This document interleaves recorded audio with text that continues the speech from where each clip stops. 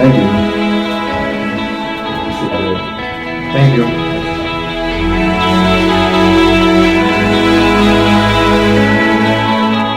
This is Najee. Okay, so today we're talking about merch. So I have Najee Talks merch, just my normal logo for sale. You know what I'm saying? We got the link in the description. We got mugs, we got shirts, I got hoodies and sweaters. You're gonna see me wearing these from continuing on. May not be any certain episodes coming up, earlier ones, but as they go on and as I do my midweek rants, you will see them. And so, if you would like to purchase them, please, it's a description. The link will be in the description, and please support as much as you can. Thank you very much. Hello, my name is Najee Hampton, and this is Najee Talks, where I get discussions from people under the umbrella of lifestyle and have them come on the show and talk about those discussions. Today we have Dionne Danae Humphrey. Welcome, Ms. Humphrey. Hi. It's nice to be here. Thanks for having me. Of course. Go on and tell the people something about you. My name is Dionne Danae Humphrey, and I am an aspiring actress, a published model, and a current customer support techie. Nice. Yeah, I graduated with a communications degree and then a minor in theater, so it was always kind of a pursuit of finding something in the mix of what I learned in school, kind of make use of what I spent so much money on getting a piece of paper for. It always seemed like it's kind of justification. But now I'm kind of happy that I ended up going to school for something in those areas of interest that seem to make money. Yeah. Contributing to society. There's something to fall back on, right? There's some fallbacks, yes. So I would say one step back, like with theater. Yeah. For in acting, I feel as if you don't have like the best of start or very strong support right out the gate, then it's very difficult to do. Yeah. The number one reason a lot of actors switch to other professions is because of money. Every time, that's the number one reason. Is either it's hard to sustain yourself while you're acting, or it's hard to find the time to act because you are working a job that does pay your bills consistently. So it's always a little slight anxiety as to when you're going to book that next gig, when is that audition coming up, is it worth going, and when is that check going to be in the mail to cover whatever expenses are coming up. And then with corporate life, it has its own stereotypical things that come with it, like long hours, hard work-life balance, feeling as if you're kind of merging a part of to the company's culture versus your own. Right. And in a way, you feel like you're sacrificing a part of yourself and what you like and your interests in order to further someone else's agenda versus your own. So I think that's like the crushing reality of corporate life. But I mean, paid vacations, it makes up for it, right? Yeah, they make it seem that way. They pay me. They pay me money to be there. So it's the love-hate kind of thing. It matters so much as to what industry and just really liking your work environment to kind of help you get through that. Yeah. That's good. It's kind of good, kind of not, but yeah. It's just reality, yes. Reality check. And so, and reality is a good thing, because if everything was Gucci all the time, life would be quite boring. And I had some experience with that too in my life as to what it would be like if I didn't have to worry about my finances. I could pursue what I wanted to do for a brief amount of time, because I only had like a year or two to do it. Trust me, if I had 5 years of this, I probably would be acting somewhere, selling a sitcom somewhere. Right. I had a little bit more time. Right. But money calls, bills calls. Yeah. And what I realized living over in Hawaii, and that's where I went to college for 5 years. I went to Hawaii Pacific University, and people ask me all the time why did you leave Hawaii and go all the way to Los Angeles to retire in Los Angeles. The number one reason was because Paradise gets boring. Paradise every day actually gets boring. Really? It's like, believe it or not. It's like I didn't take it for granted, but I did. And it wasn't until I left that I started to really appreciate where I was. But then I was very thankful for all the opportunities that LA had, and on the variety of experiences I got from Los Angeles versus either I'm bored and content or I'm having fun in a tropical paradise. It's like one or the other. Yeah, I get that. My undergrad was in Tuskegee, Alabama.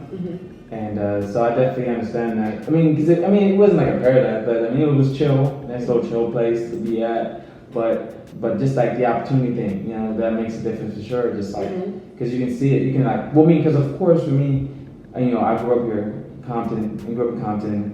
And this was when I went out there, it was just like every time I would come home for break, you know, I would notice something different that I didn't know before. And then my brother Don, he went to UCLA. So the thing is that growing up, we didn't really go West LA area. We stayed where we were at. The first beach we went to was Dark Water because it was right off the 105. Okay, you gotta. I don't drive in LA, so I know everyone in LA speaks in freeway. So where is the freeway and hood? Freeway and hood. There's two things. Okay. Take the hood and freeway. Okay.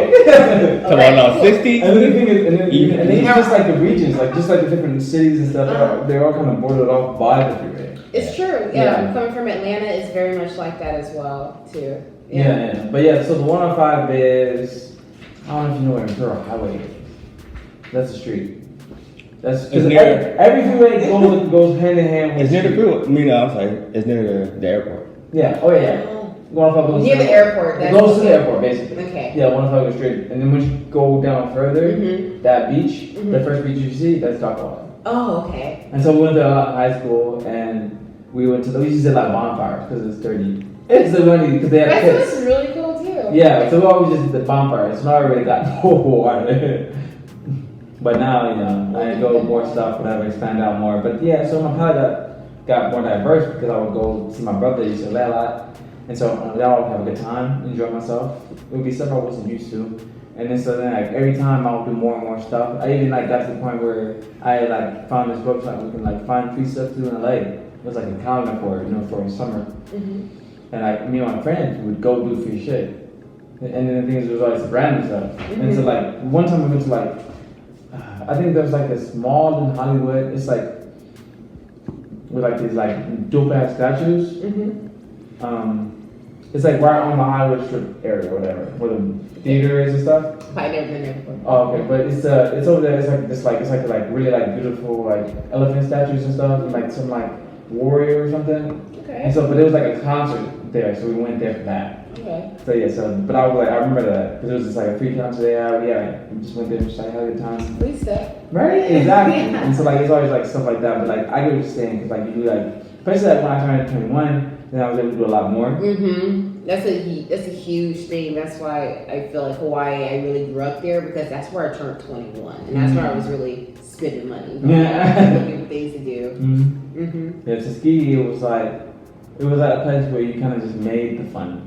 Like I was used to like going to creeks and like going to forests and then like so me and my roommates Tom Sawyer. Me and my roommates we actually we would have house parties. All the time. I miss that. Yeah. That's something I miss about growing up in like areas like that. The culture of like how doing house parties and not being shut down within an hour. Right. Yeah, but we got lucky because we already had. Because the thing is, being in that area, it was such a big space. So one side was like a big grass space. Before there was a house.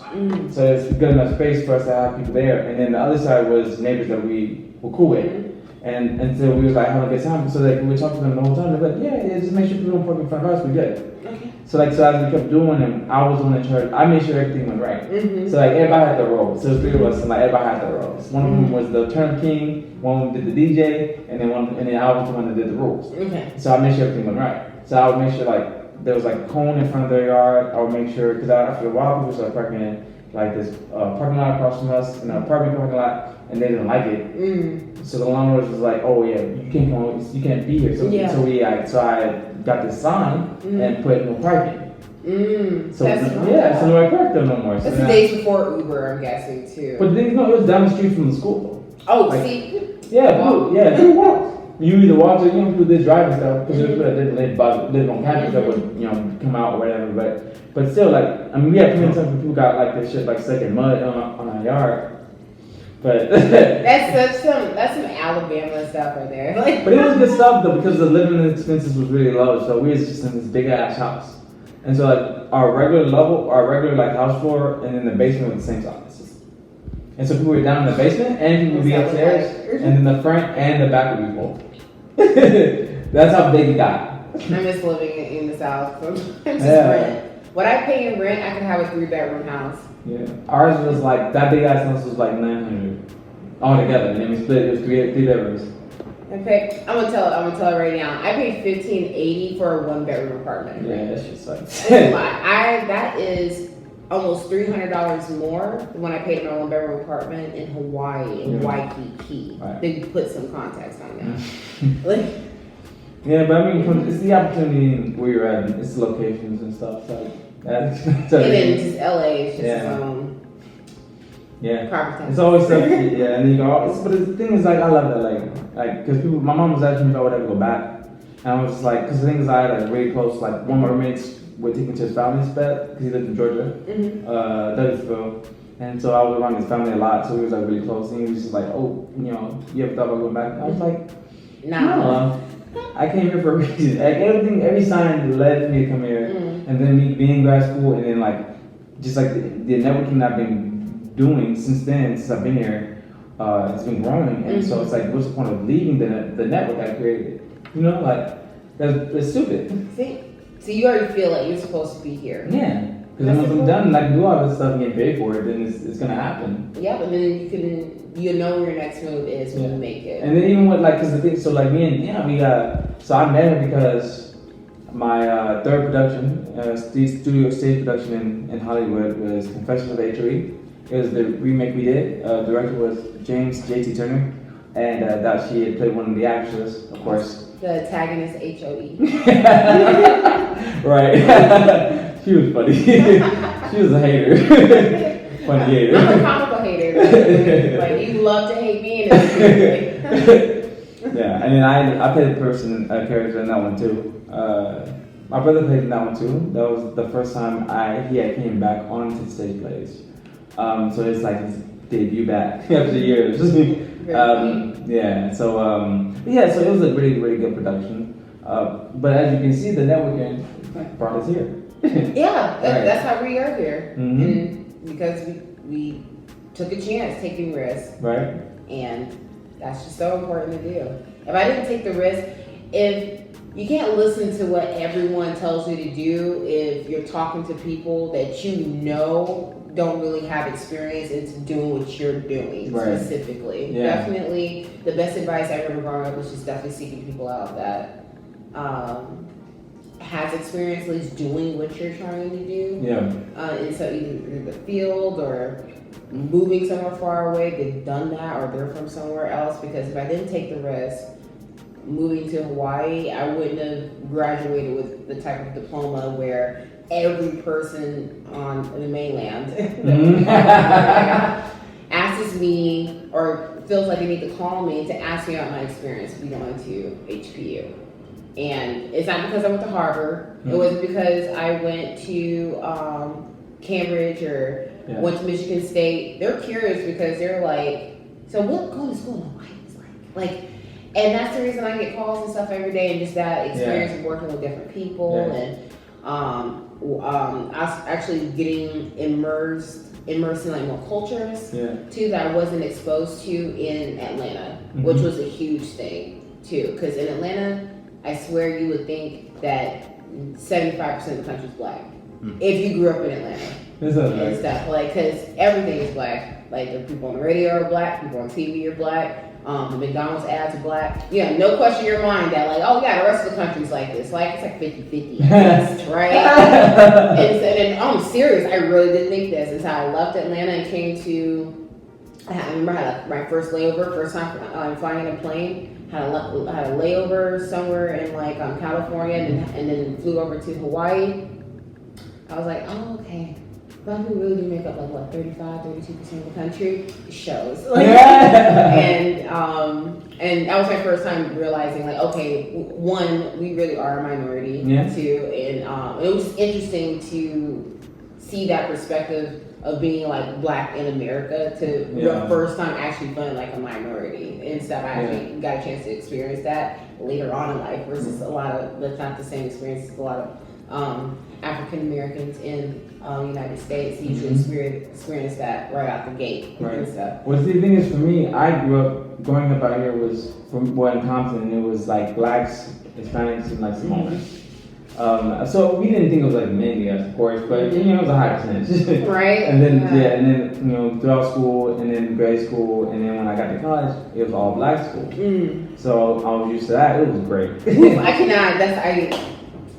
I don't think I would have finished. I would have been so distracted. I purposely did not go to a HBCU. I mean, it took me 6 years for a reason. It took me 5 already. I was already on an island and stuff. Like, throw in HBCU culture, and I would have been gone. Like, it's just HBCU is great. That's how great going to a HBCU is. That's what I'm saying. It's just like if you are a little ADHD and stuff, and you haven't found like your happy place in your meditation, and you don't carry crystals, and you're not into like seeing a therapist, probably don't go to HBCU. That's the only reason why maybe you might not want to. Because it's acting like you do get easily distracted. You get distracted.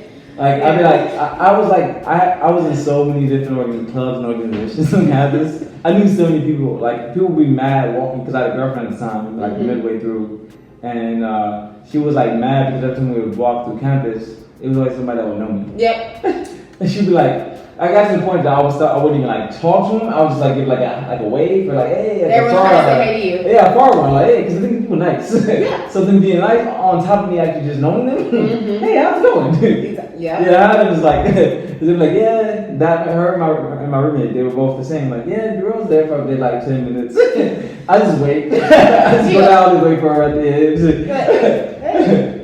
And especially when you're on the yard, because the yard's sociable, especially the time when people are around there a lot, so you see a lot of people. I imagine that just being like one big happy family and just that the ease of communication with everybody that's on campus, because that's something I have to like newly navigate. Because in Hawaii, I should go ahead and just say that it's not a whole bunch of Hawaiians that go to these schools. Probably to contrary belief, if you actually go to Hawaii, you see it's a mixture of mostly white, Asian, and like when I say Asian, I mean East Asian. So you have everything from Filipinos to Chinese to Japanese to Korean. All live in Hawaii almost like evenly, and then there's a lot of mix in between. And then you have your Pacific Islanders of all the surrounding islands and countries like Samoa and I'm getting like tripped up, sorry. But what was cool about that is that, okay, you take that mix of the local population going to these universities, and then also add in the fact that there's a lot of representatives that recruit students from countries like France, Germany, Norway, just everywhere in Europe you can imagine. And having that be almost, honestly, it makes up 30%, 40% of the school, I dare say. And that was very interesting because this is around the time also that Trump was getting elected too. I remember, and I was in school around this time, and most of the people that went to these schools don't even consider themselves American or not even American. So and all this is going on. So it's interesting just to see those different perspectives about like how people view us as Americans. So it's kind of like when I went to Hawaii, pretty much what I'm saying is that I was American first and then I was Black second, versus how we mainly feel in America is that we're Black first and American second. I was American first when I was in school, because everyone from Europe and stuff, it's like, they see a Black, but like the minute I open my mouth, like they see American first. Because that's what I realized. Like a lot of people in this country, we have so much more in common than we do differently. And I realized that the more I associated with people from Europe, from Asia, and from South America and stuff. Like, I almost hate to admit it, but Americans, we have way more in common than we like to admit with each other, like how we think and stuff about things. It's very interesting going to another school where I was like, I had to check my Americanness at the door first. And I was like, you know what? Yeah, it's really just because I'm from this country. That's why I don't get it. Like what they're saying. And then, for me, we kind of just had like a lot of different people from different areas in the country, and those are majorities of them. And you would just see like I would really I got along with a lot of different places. I even got to the point I didn't even like hanging out with Cali people. Like it was like my first semester, first year, I wasn't with them like that because the ones I came with, I started hanging out with them.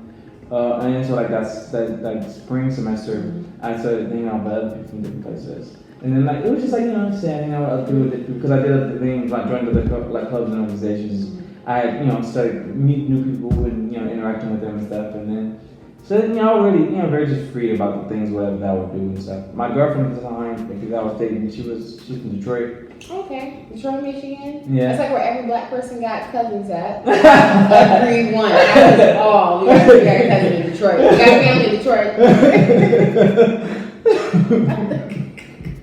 I bet money on it. But yeah, and then I was like really close to people from like Ohio. I know some people from like Cincinnati, like Cleveland. I know people from like South Carolina. We got a lot of Texas people there. Florida people. I love Texas. I didn't think I was gonna like it when I went, but I actually love Texas. I like people in Texas. There's a lot of people that I know that out there that live out there now. Yeah. Texas is chill. Mm-hmm. I actually like that. It's like on my third, fourth place like that I have on my list of places I'm willing to relocate if I when I'm ready to settle down. Yeah. Texas is one of those places. Dallas or Houston. Probably. Yeah, I know people from Houston. Mm-hmm. And then you had Georgia people, of course. We rarely had Alabamas. Ooh. Yeah, interesting enough, you would think so, but we had other HBCUs that were from Alabama schools. Alabama State, maybe taking them all. Alabama State had a lot, State's pretty popular. and they're right near us in Montgomery, 45 minutes away. That was our rival. Yeah, I'm pretty sure everyone's. We were always North was in Huntsville. It was the Alabama A&M.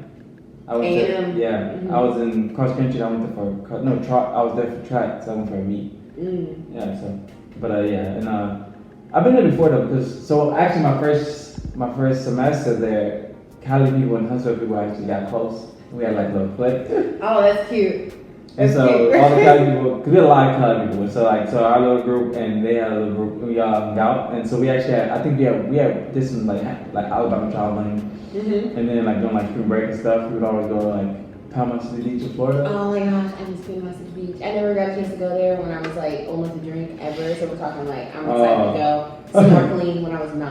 And eat oysters with Palmas. Yeah, but being in there with colleges, especially when we were with the other HBCUs.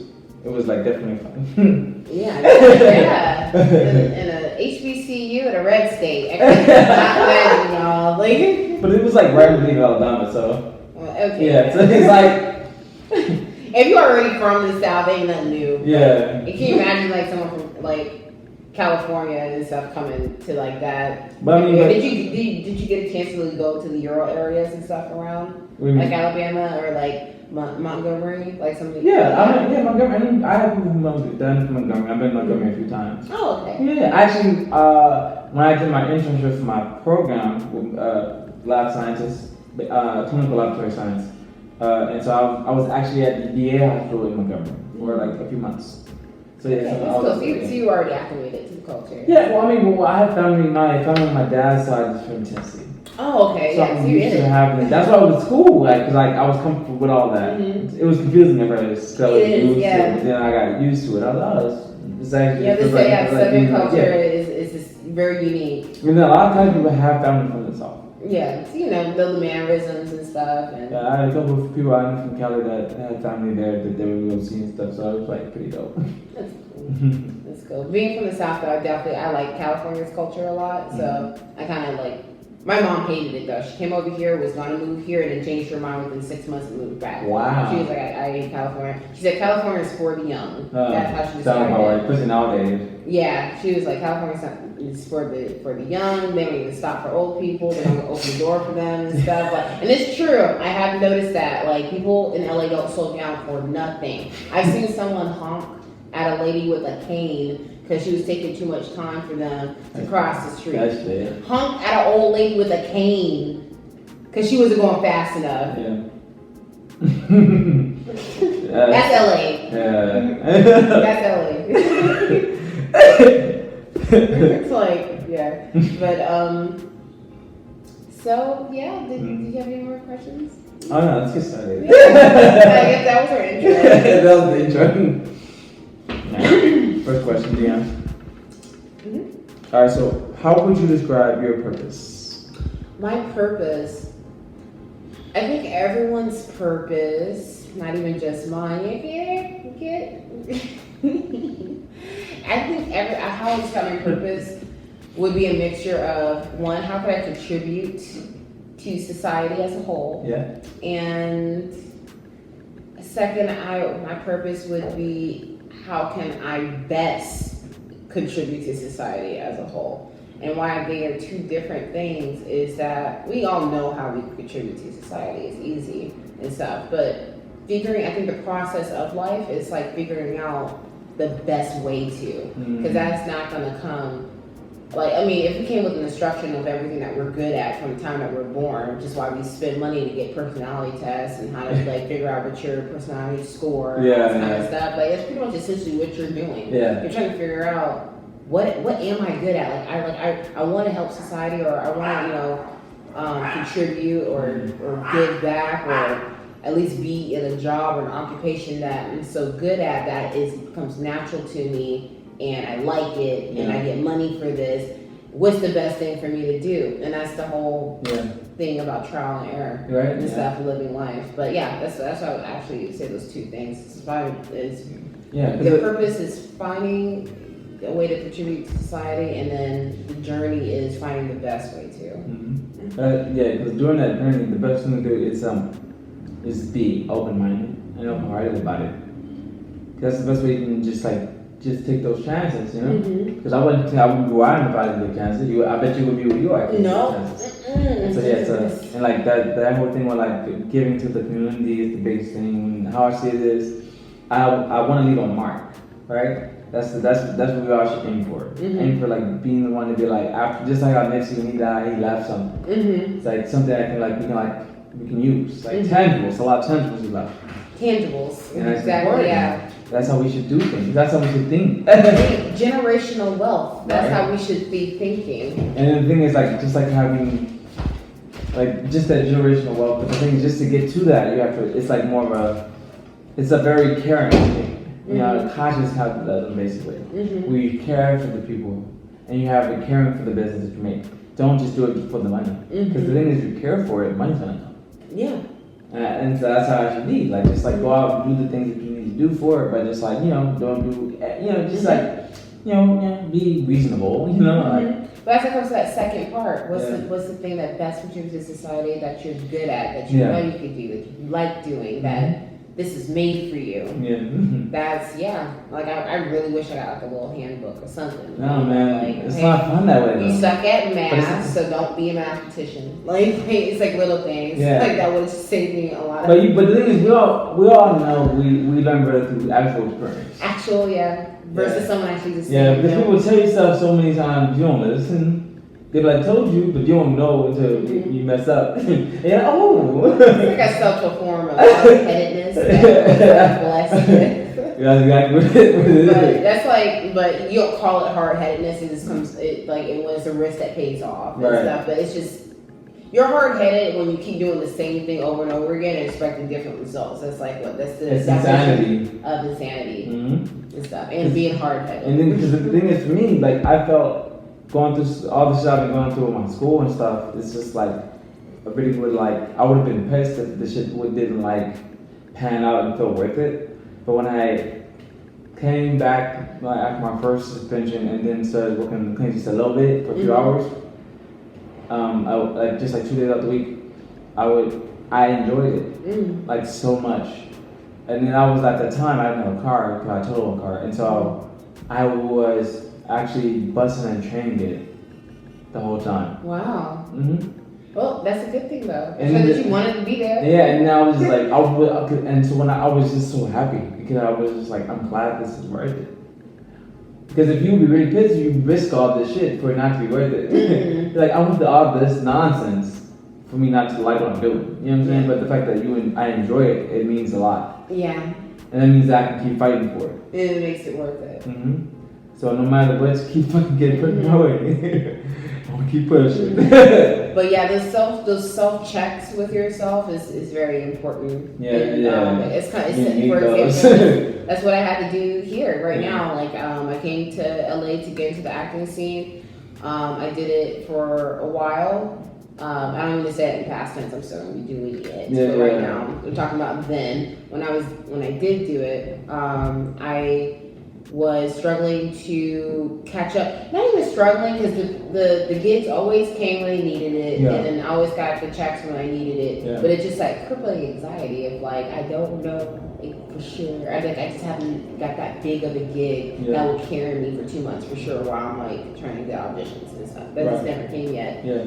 I had to do a self-check, a self-evaluation. Am I happy right now? Or am I struggling? Does it seem worth it to me? And it's okay to change your mind. You don't have to be like, this is what I came here to do, and this is what I'm doing. I'm going to go through blood, sweat, and tears, and everything. And it's like, but like, at what cost though? Like, Right, yeah. and stuff. So it's important to do those self-checks, self-evaluation, and just really think to yourself, okay, what would be different if I didn't do this? Okay, what would I do instead? Don't be afraid to ask yourself those questions and stuff, and explore other avenues too, because you never know. Like, I'm pretty sure there's a lot of really talented people that started off doing something else that they were also passionate about. Right.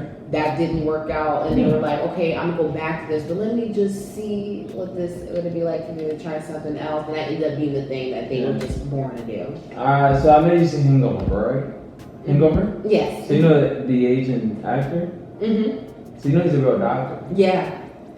So I thought that was interesting because he actually has a doctor. It's like a doctor comedy show that he has. Mm-hmm. And it's funny because he's the doctor and he's really a doctor. Yeah, he is a doctor. Yeah. But it's just like funny because It's a good example of that. Yeah, right. Because he was a doctor and he decided to just act. I wasn't happy. Right, because the show I saw him on first was Community.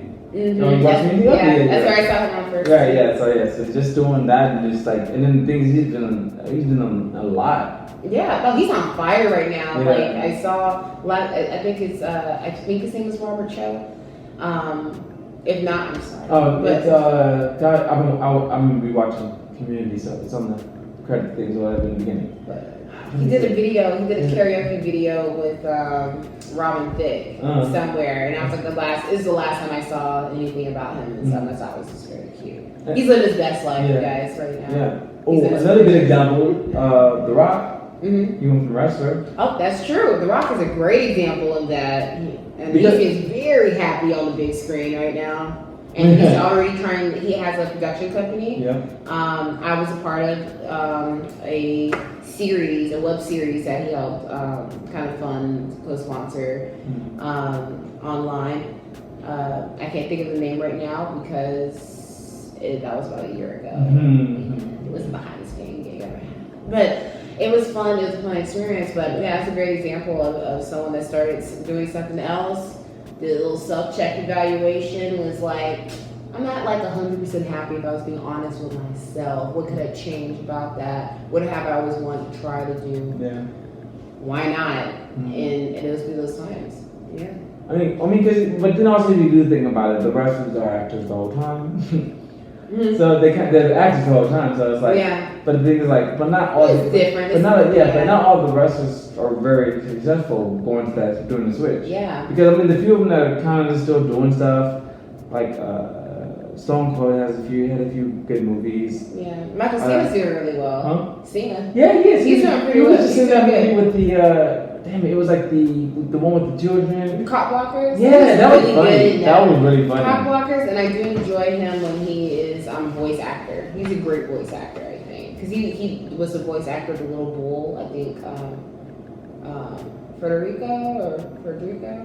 It was like a bull, and he really wanted to be a singer. Oh, okay. I think I might have seen the trailer. It was really cute and stuff, and he was the voice of the bull. Like, Okay. Yeah, very cute. And oh, who's doing it? Who? Damn, I can't think of his name. Man, Batista. Oh, that sounds familiar. Bautista, like B-A-U. B-A-T. Yeah, but he's in Guardians of the Galaxy. Oh yeah, I know what you're talking about. So once you're in Marvel, Once you get Marvel, you made it. Right. You just retire right now. All you need is 1 or 2 movies. And Good. and they about to make a third one. They're always gonna make and he more was just in the Avenger movie, so pay for all that merchandise, everything with the face on it. And then, but he also did this other one. It was called Hotel. It came out I think last year. I don't know what you're talking about too. It was good. Yeah. And I saw it. It was like where it was like one side was like Las Vegas and one side was. No, it was a hotel for criminals, and they took care of criminals. Oh, I know which movie you're talking about, and I saw it, and it was really good.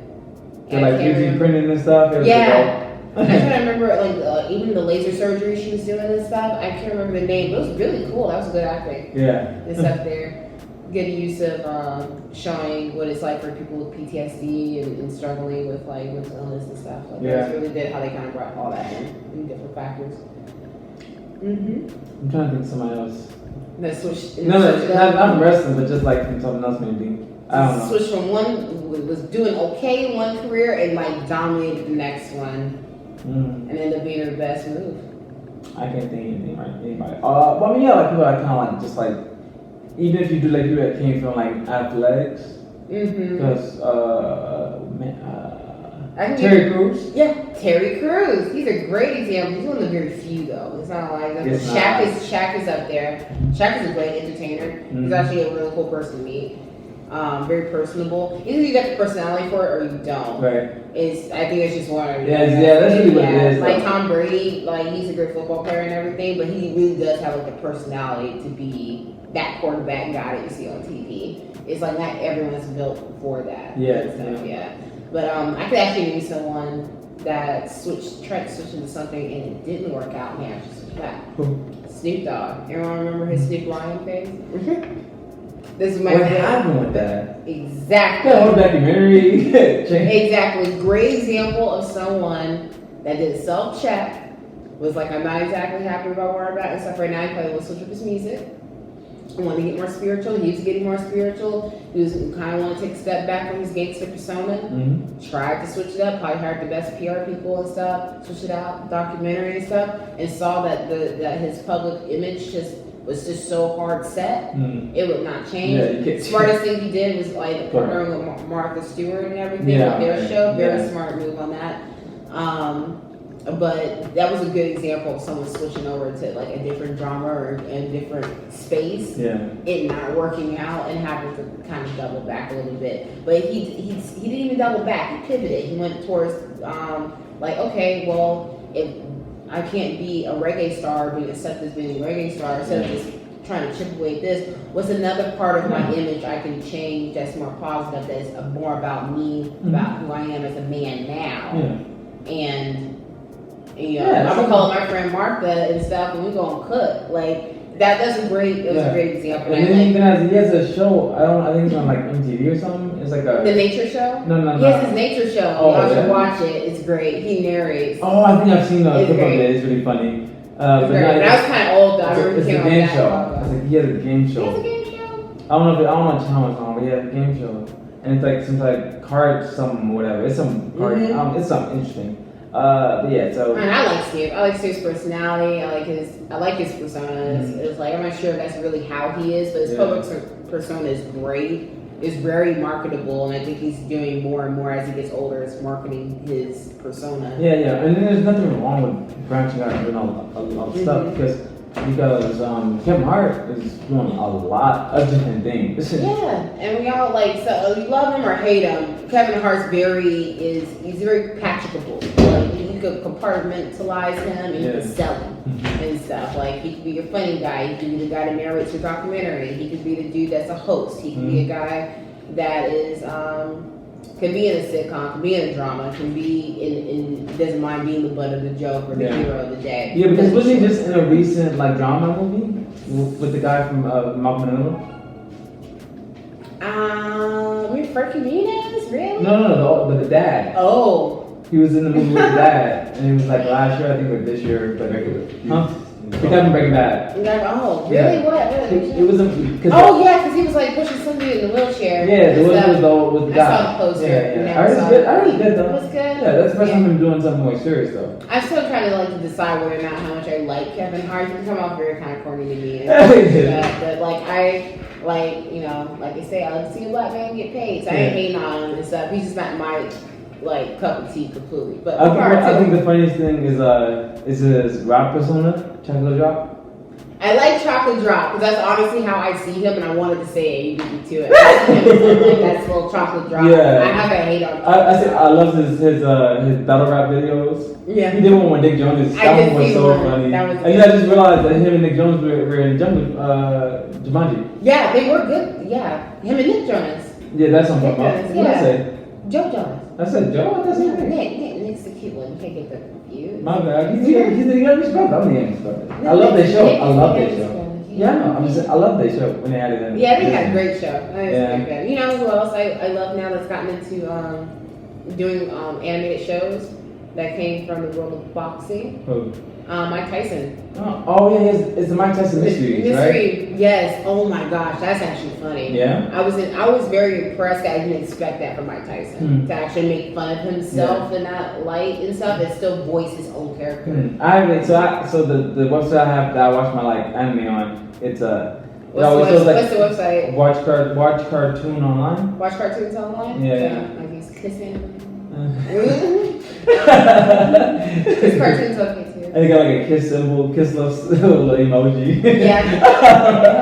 But please buy take the time out and buy Crunchyroll or But the website I use is good that shows up. It's the one I use is good stuff though. But it always like shows like updated stuff. Like, so I'm like I keep seeing it pop up. Okay, you might have to check out that one. Yeah, it's a good one. Check out yours. No But yeah, commercials. it's a very good show, and I'm just really proud of like Mike that he's taking control of his public image and making money off of it before someone else does. Kind of same thing with Snoop. That's how I feel about it. It's like he's taking control of his image and what's marketable for him. Right. Knowing people will buy anything that has his name and face or persona on it to be like him, and him making sure that money's going to him. Right. That's like true. versus. I guess maybe what he should have did was he should have just stayed with the same name, but he could have branched out like Drake does with his songs. Yeah, he could have changed up his flavor. Yeah, but I wanted to do some more stuff with Neptunes.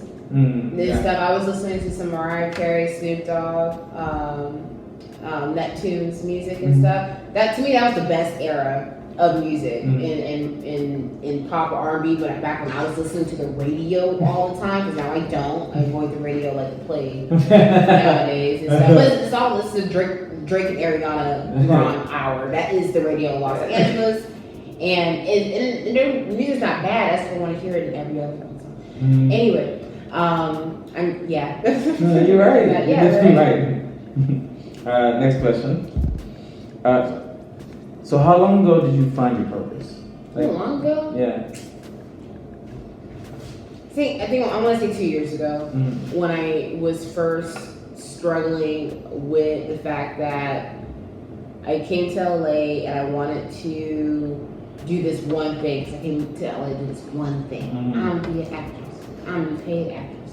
I didn't narrow down exactly like what kind of actress I want to be or none of that yet. I'm gonna be paid to be an actress. And so plus who doesn't want to get paid to do something creative and stuff every day and everything. So things I had to realize, one, I had to be real about myself about is that I didn't like being on set all day and stuff. That got annoying to me, and I didn't like being the set call times and stuff. Like they call you and the call time could be at 10 a.m. and you don't shoot till 6 o'clock. Like that got old really fast to me too. And it does get better the more important you are as a character. If you're like a lead, of course they're gonna kind of be more lenient. Like we just want you here 3 hours before you get your makeup up and done. Yeah. But your background or a side character or whatever featured, you're gonna be there like probably 6 hours before the time even starts, and it sucks. Yeah, that's why I just like doing stage plays. Yeah, because that gets old really fast, and then Also, having to deal with getting the right shots constantly. If one thing is off, continuity. Continuity. I want to get that tattooed on like on my hand. I think at one point because you hear that word a lot. So on set, you saw I have not been on set in a minute, and because I feel like I needed a break, the self-evaluation thing. But I realized I had what my purpose was then was to, if it's not acting, if I was so sure it was just acting, if I was like maybe it's not as black and white like that and stuff. Maybe my purpose is to figure out what my purpose is and the best way to execute my purpose, meaning contributing to society. Because if you think about it, the only people that really do make money, they contribute something in some way. And for example, if you think of Apple products, they blow up because of the software that we use and we all kind of take advantage of, even to what you're filming on right now and stuff. In a way, like, yeah, he's getting money, but he contributed something. Or if the people that design these products getting money and stuff, they're designing a product that's easy to use that people actually prefer over other devices because it looks better and stuff. That's contributing to society. Actually, I feel like a lot of devices going forward is always going to kind of carry some remnants of that original Apple design all the way up into the future and stuff. So just being responsible for that. Or it could be something as small as developing better pockets on women's jeans. We all need that. We always going to do something like that. Something very small to contribute and stuff. And there are some organizations out there that are trying to do that because it is actually a pressing problem of buying pants, the trousers that are supposed to be for women and then not having pockets or pockets that you already fit. Half your knuckle in deep, put your car keys in there, like you're supposed to be pants. So I can go on for hours on that, but that's my soapbox on that. But to be someone that comes in and like I'm gonna design dresses and pockets and bras that all have pockets in it, and they end up getting money and stuff, and that's contributing to society. So that's when I kind of had that flip in my head, like the switch went on. Like my purpose is no one specific thing. Your purpose is just figure it out. How can I best contribute to society in some way? When you're in best as in what am I good at and what do I like? And when you contribute to society, you're always going to get the riches and stuff that come back from that. Always. Yeah, I mean, I believe the same. I believe that, what you get will return. It will come back. And that's how it works. And that's actually, like, to me, that's the basis of capitalism. Some people forget that. It is. Gotta be conscious about that capitalism. It's a conscious, fundamental thing. Yeah. It's like, you gotta contribute something to get something back. Right. No, that's true. Was there a person or a specific thing that influenced the purpose? I got into Nietzschean Buddhism for a minute. And like I still am. I don't go to the meetings and stuff all the time. It's mainly just because it's fit my schedule, and a lot of them, to be honest, a lot of the meetings are kind of just reaffirming kind of what's told and like. I hate to use like this word because I use it at work a lot. Onboarding new people into practice and stuff. And there's only so many meetings like that you can go to. But I do like to chant. And so I do like to chant, have the beats and stuff and everything, and I have my gohanzen. And I don't always do it 9-day. I'm supposed to, but when I do it does help me kind of focus and center myself. And it was during that time in my life when I started asking myself those kind of questions, like the kind of questions that you kind of don't want to ask yourself because you know the answer, but you're just afraid of thinking that thought because then it validates that you like something or don't like something, kind of thing. And sometimes we spend so much time building ourselves up to the image of what you think other people see you as, and not wanting to deviate from that image that other people see you as. Right. And I realized I was doing to myself what I was doing all the way back as a little girl when I was 17 years old. This is why I wanted to move to Hawaii, because I felt like I was stuck in a box. When I was in Atlanta, like this is the way people saw me. I couldn't move or do certain things because it's like no one would accept me as that. And I, like for example, how Snoop Dogg felt moving over to Sweet Lion. people saw me as Dionne Danae Humphrey. Yeah. Actually, Dionne Humphrey. No one saw me as Dionne Danae and stuff until I went to Hawaii. That's when I was Miss Dionne Danae. It was like over there. But it's kind of like I couldn't deviate from, like, I guess, how people saw me as in school. It was really hard for me too, and I did feel like as if people didn't let me kind of grow. And if I did try to I guess expressing this different like personality traits I was kind of busy developing at the time, that I did meet some like either resistance or some pushback or people putting me back into that box again, or people just putting me back into that box again. It's kind of like the quiet girl in school, and the minute she starts talking, everyone kind of goes like, "Oh wow, she talks." It's like not really helping the case, right? Like so. I went through a lot of that. That's like, it was one of my examples, but like that's like pretty much how it was like when I was trying to be more outspoken, get outside my box, not being afraid to try new different things. Yeah. I did feel like in the South, like people were very judgmental and stuff.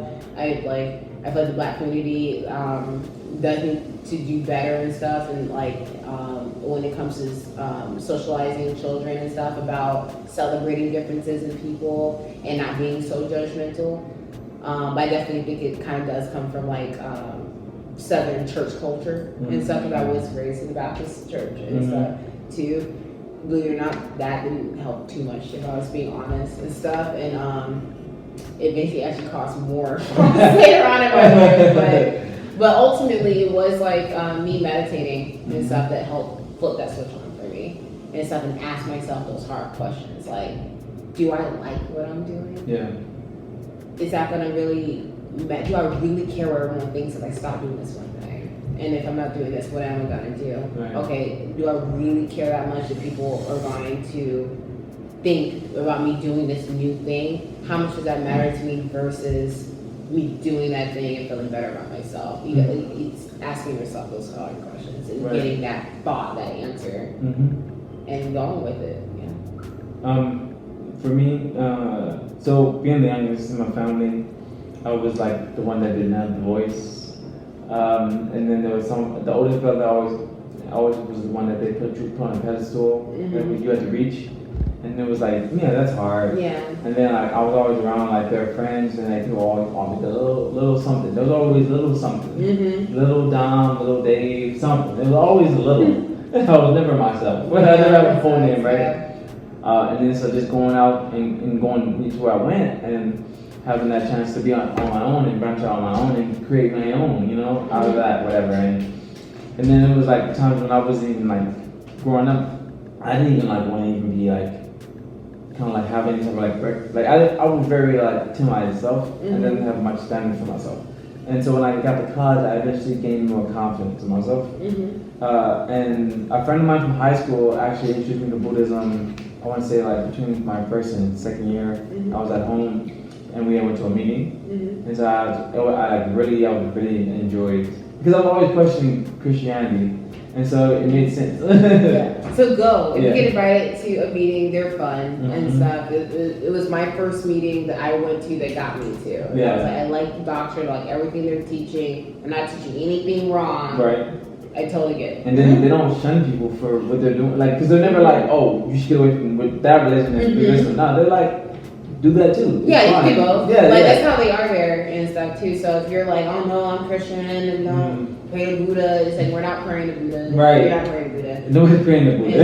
And that's the kind of religion that's like, you could do both. Yeah. Like, so I'm trying to tell you, like, Buddha is just like Jesus. He was just a Messiah. He was just a person that got enlightened. And all of this is just about the journey that you have to go, that you're going to be going on individually, and you're going to be reaching that. But the thing is, Buddhism seems to be the only one that says that. Yeah. Even though Christianity says we have God in us, but nobody listens to it because they're always going to say, do this and do that, and sins and forgiveness and it blah, gets blah, misinterpreted a lot. And I'm like, there's a whole Bible that's written by King James and stuff that talks about like how to be subservient to your king, and like the fact that people don't even catch that is problematic. And then the Book of Ham talks about racism. Exactly. It's like, you can't. I'm way too educated to like I get the fundamentals of Christianity, so I can't down it. Yeah. It's just unfortunately because Christianity is such a widespread religion, it has a lot of power and it has a lot of money. Yeah. And there's a lot of structures built up to keep that religion in power. Yeah. A lot that's in play. And it's understandable about how some people might have that got into those wrong positions of power, took advantage of those the doctrines and stuff, and just turned it into something that they can use for their benefit. And for example, how many countries have had Christian missionaries come over, and all of a sudden they're not a country no more, and stuff. That's all I'm gonna say on that. So, I mean, like the fundamentals of Christianity, they're great, but like a lot of religions have the potential that there's some people that can use the doctrine for very bad reasons. And it's just kind of, I mean, just like examples, just like because there's a lot of Good intentions. There's a lot of Asians that I know that have the Christian, and I think it's weird because I would have thought they would have been more of a Buddhist nature, but they're not because of the missionaries. I've met a lot of Africans that are very, very, very Christian. Yes. Because they're very strong in their traditions. So Christianity is just on top of that. It got added into that, which I always thought that was very interesting. And yeah, they're very, very Christian. And so but they were like onto other stuff. Like they were doing like Yoruba and stuff like that, whatever, out there. And then just like South America area, and then like even just like Mexico and stuff.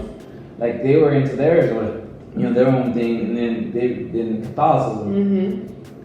It's just something I came in with. It started out with good intentions, but like they say, the road to like hell is paved with good intentions.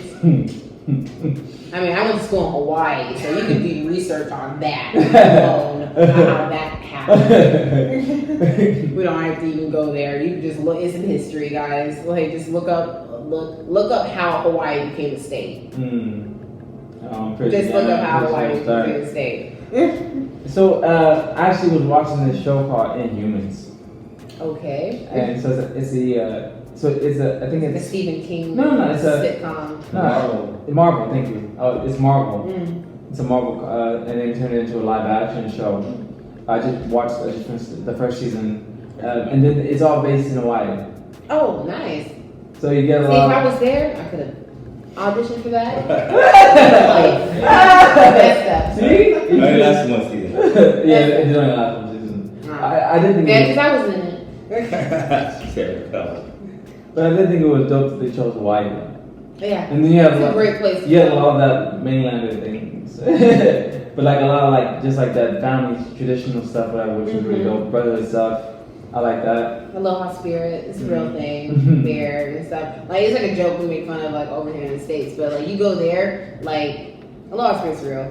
You're like, oh yeah, it's about the Aloha spirit. People say that with a straight face and stuff, and it's a beautiful thing. You feel it with all the people that's there. But that's one of the things I miss about Hawaii. Is actually I miss the people there. Yeah, it's just very good vibes. Yeah, no, it's good though. All right, next question. So what has been your distractions in life that has attempted to get in the way of your purpose? I don't know, boys, that's the answer, right? In general, that's not a whole, like, you have to be on that probably be number one, men. That's like their biggest distraction. So, don't be cute on top of it, too, and then it just happens all the time. And it's like, pew, pew, and then if you're attractive, it's like, pew, pew, pew.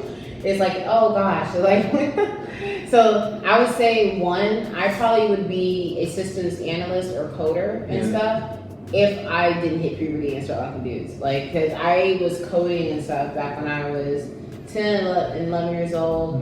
Because I was one of those people that was like on the computer all the time on Neopets, designing guild skins and stuff, putting pretty like butterflies on my cursor and stuff, and making what else? I used to do little Bebo skins and high school skins. And stuff. That's why I'm going back. That's why I'm legit. I was doing that stuff, and in a minute, I remember I got like my first couple crushes.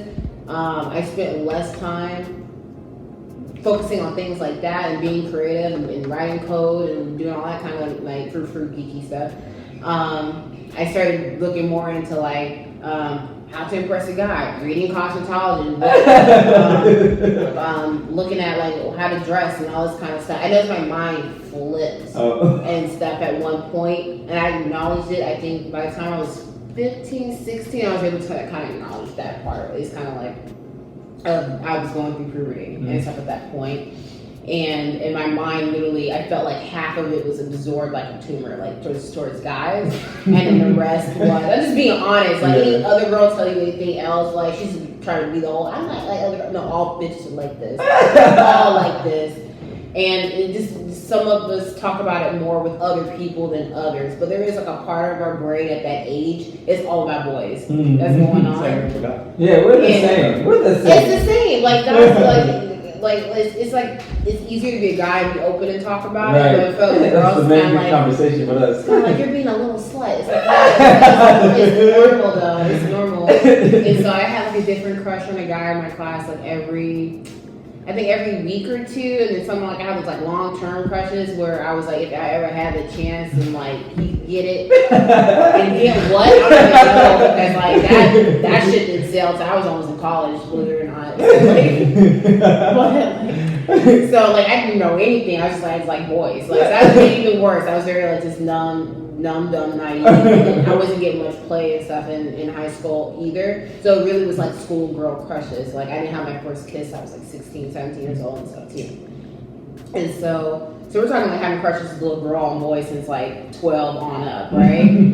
That one, just dating in general, figuring it out, that's hard if you're coming from like a Christian background and stuff, makes things complicated. I didn't have a strong relationship with my parents at that time because either they were both incarcerated, and at the time I was living with my aunt, and that dealing with not having that close relationship with my mom or my dad, I didn't have a close relationship with him. That also affected my dating life and how I viewed men and stuff like that too in my life.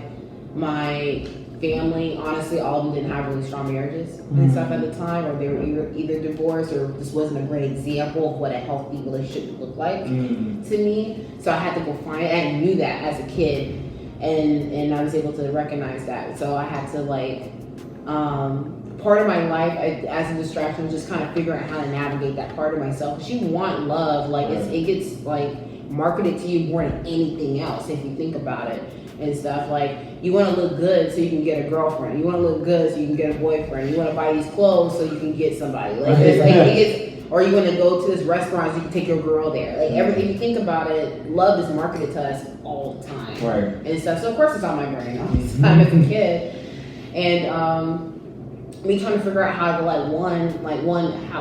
don't I have a boyfriend? What's wrong with me? That was like the first thing. Two was okay. Even if I have a boyfriend, I don't even feel comfortable doing anything sexual with him and stuff too because of me being Christian or whatever. And even if I got past that part, couldn't even enjoy it. And you can ask a lot of like young Christian girls. This is my age now. It's like you go through this weird period of like. Even if you are having sex, you can't even enjoy sex because you're too busy blaming yourself for having sex. Like, it's kind of messed up if you think about it. It's like you might as well be a virgin if that's how it's going, right? And so you're dealing with that also on top of everything.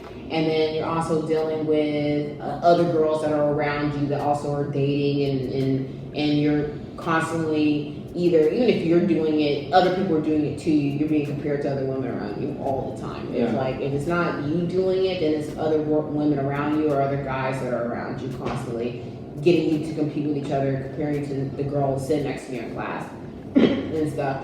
So part of your mind ends up, and I'm speaking as a woman, ends up getting taken up with like trying to improve your aesthetics and stuff. And eventually, I feel like by the time I want to say a sophomore in college, I got it down at some point. Like I feel like I was very rough around the edges, and I played a lot of sports, and I liked anime, so I was like a very fringe kind of bae. And but I kind of kept to myself. I was in orchestra too, so I was a geek on top of this. I was a nerd, a geek, and I liked anime, so I had a lot of stuff working against me. And on top of it, I was an athlete, so I was a tomboy too, and stuff. And then I was busy, so you ain't gonna hang out with me after school. I got stuff to do. So it's just like it's not happening. So I had a lot of crushes. I'm pretty sure looking back, dudes liked me too, but I was pretty hard. I was pretty not attainable because of all those factors with me, and then I'm just dealing with all that mental stuff too. So that was a huge distraction to me growing up. And right now, I feel like less than maybe 2 years ago, I just now kind of like got my mind together on how my dating life should run, that I should be putting myself first, make sure my shit's straight before I even consider even dating someone. And even if I am, they're not my world, they're not my like everything. They should be adding value to my life. I should like being around them but not taking away, and not letting, and always remembering that I'm myself first and then I'm with this person. I'm not just I'm this person's other half. I've been thrown to the hip and stuff to them, and I feel like that was hard for me to balance growing up. And I just recently kind of got that down. That it's actually more attractive if you're more independent. That's true. Especially like nowadays, you know. Yeah, especially nowadays. Like we're living in such an awesome time and stuff right now, especially for women, because and for men too, if you think about it. Because back then, I understand why women had to put so much value on their dating skills and being social and how they look like in their aesthetics. Is because there wasn't a lot of job opportunities for women at that time to sustain themselves independently. That was just being realistic back then and stuff. Like you probably couldn't support yourself if you were a woman working on your own back in like 80s, even 1970s on down, right? And just recently now there's all these different types of jobs where, you know, I could be a young 20-something with my own 1-bedroom apartment downtown, working at Ice Straw, have my own shit going together, and then I'm dating someone else. So that's not the case. I'm not like just, I have to live with my mom until I get married to someone else and I go live at their house. And that's okay if you do that. But it's just like, now the opportunities are there where I don't need a man necessarily to keep me financially stable. But back then that was reality. And now it's not. And I think we're just now as a society working off that mindset right now. And it's a good time. So I feel like that makes it more exciting as a man to date, I think.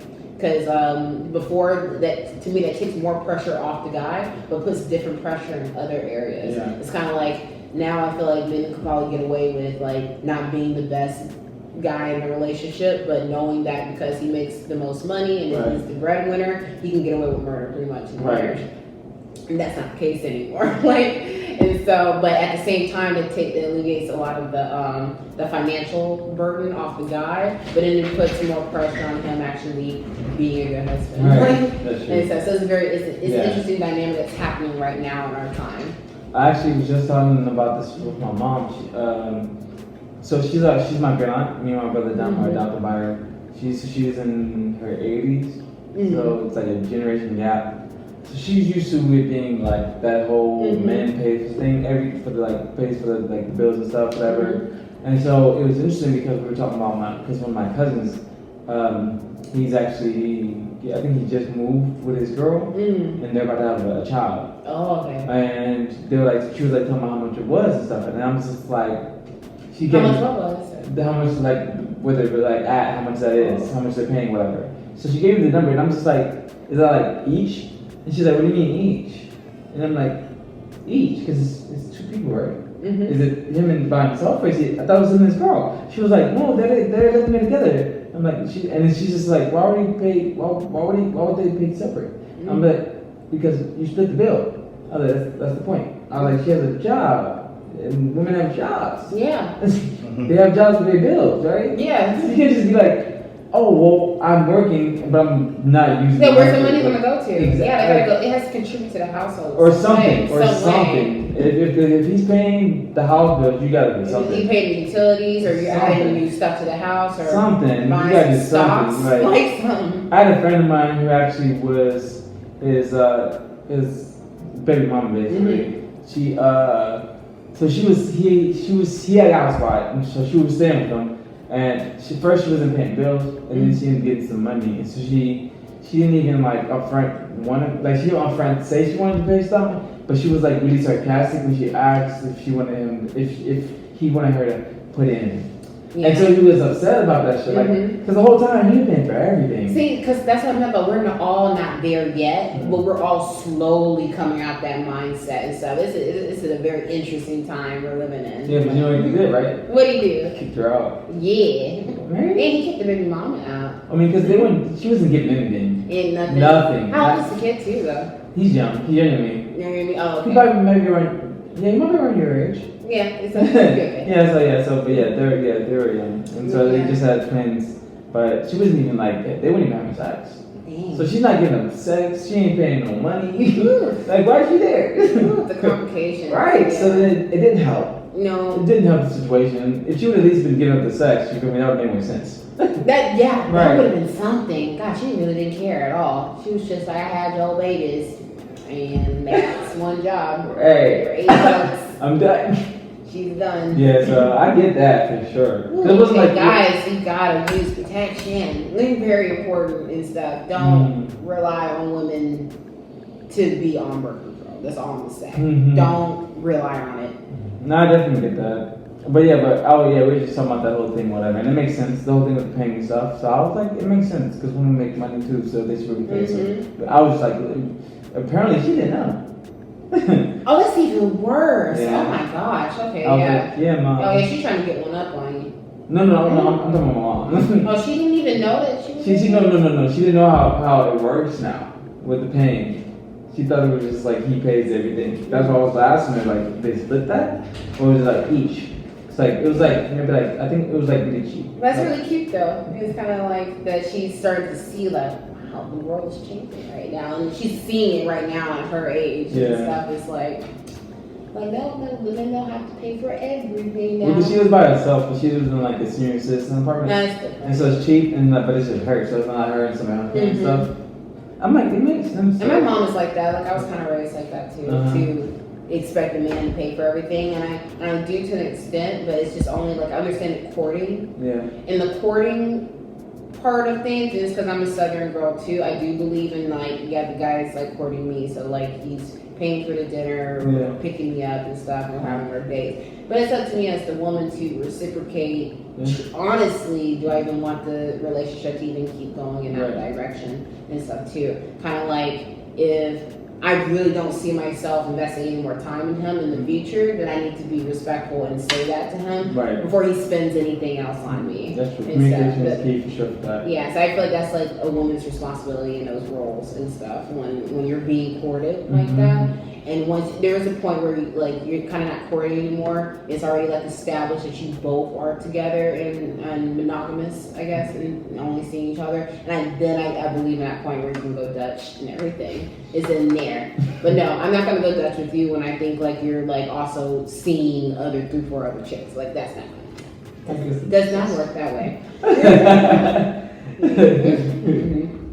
All right. Other question? I'm sorry. Next question. Okay, so have you been able to stay on track with your purpose? Stay on track with it? Those self-checks, self-evaluations and stuff. Not too misinterpreted, but talking to yourself. But just meditating. Maybe mumble to yourself. Am I happy? I am. Don't be a little bitch. I'm sorry. But no, actually, I tell people too that I have to be like this with myself because it helps so much. Because at the end of the day, we only have ourselves. And it's so important for you to like yourself too. I didn't realize there's so many people out there that do not like spending time with just themselves. They just can't stand being alone to an extent because there's something about them personality-wise or something with them that they just don't like or they're not comfortable being by themselves. My younger sister's like one of these people. And when I have talks with her, it's really trying to figure out what do you like doing by yourself that you like you notice that you don't like people being around you during this because to me that really unlocks a lot of things about yourself and about what is really gonna be the thing that keeps you on track. It's just self checks, getting to know yourself, being being prepared to walk alone and being confident that you can walk alone. That's how I was able at 17 to fly all the way. This little girl from Atlanta, never lived out anywhere outside the country, never barely like lived anywhere outside Georgia or Atlanta or anything. And so moved all the way to Hawaii, never been there before, did not visit before I went to the school and stuff. I was the same. Winged it. Straight up winged it and stuff. I ended up getting locked out of my dorm that first day and everything. Damn. So that was his own adventure. But being confident in the fact that I'm okay if I walk alone and stuff. And that's the thing that a lot of people can't do. And I say can't because I notice when I speak to people, and I started to notice this when I like ask people about their problems or what are they planning to do after college or after high school, like when I first moved. And while I was in Hawaii, I would call people and everyone would think I'm just like this moyer because I left all the way from Atlanta to go to Hawaii and stuff, which is cool to do and stuff, but I went by myself. Originally, I had a friend that had a full ride scholarship to UH. And so we're not that close anymore, as you can imagine, because of then. But her mom gave her the option to help her out with school if she didn't go to a school that was closer by. She took the deal. So, and this happened 3 weeks or 2 weeks right before I started flying. So that went from me being, I was going to Hawaii with my friend, to me going to Hawaii alone. I had a few friends that I went with, like 2 guys that I knew from one from high school and then his brother. Then my homeboy became my cousin because my mom let him stay with us because he got kicked out by his mom in high school, and so my mom let him stay my senior year because Dom was out, so she let him stay in the room for the last year of high school. But he was going to go ski with us actually. But what happened was his mom wouldn't sign off for the FAFSA. So he couldn't get if he couldn't get pay. And that fucked everything up. Yeah. It's hard. Yeah, I know what that's like and stuff too. That having that parent relationship just becoming just destroyed, and my folks dealt with that a little bit too. Like my younger sister dealt with that with my parents, and her case it kind of came from just they both didn't trust each other when it came to things. My mom felt like she just gave a lot of chances to my sister, and a lot of it would not work out, and it ends up backfiring on my parents and how we're going to pay money out because she didn't show up for school or something like that. And then, like I can see, my sister was lucky in the fact that my parents continued to give her chances and stuff, and in which honestly kind of like I feel like mentally kind of destroyed my parents a little bit too in the process. But they're right now in the midst of kind of rebuilding their relationship and stuff with each other. But it's tough. That's why it's so important to have yourself together, like before you have kids. Right. Yeah. Because I don't think I'm ready to be a mom right now, but I'm sure I'd be. If I got pregnant today, I would be fine. But I hate to say it, but yeah, if I got pregnant right now, I'd be okay. But I don't think I'm ready mature wise. I feel like I'd be a lot better of a mother if I waited till like when I'm like closer to my 30s. Yeah, I mean it makes sense. I'm 26 right now. Well, no, 4 years. Yeah. I mean, for me, I love children. Like, I want children, but for me, it's hard to keep a woman. So, but the thing is, I realize that I got a lot of stuff going on that I'm trying to pursue, and school, trying to finish that up and everything. So it's not a rush. You don't have to rush. Yeah.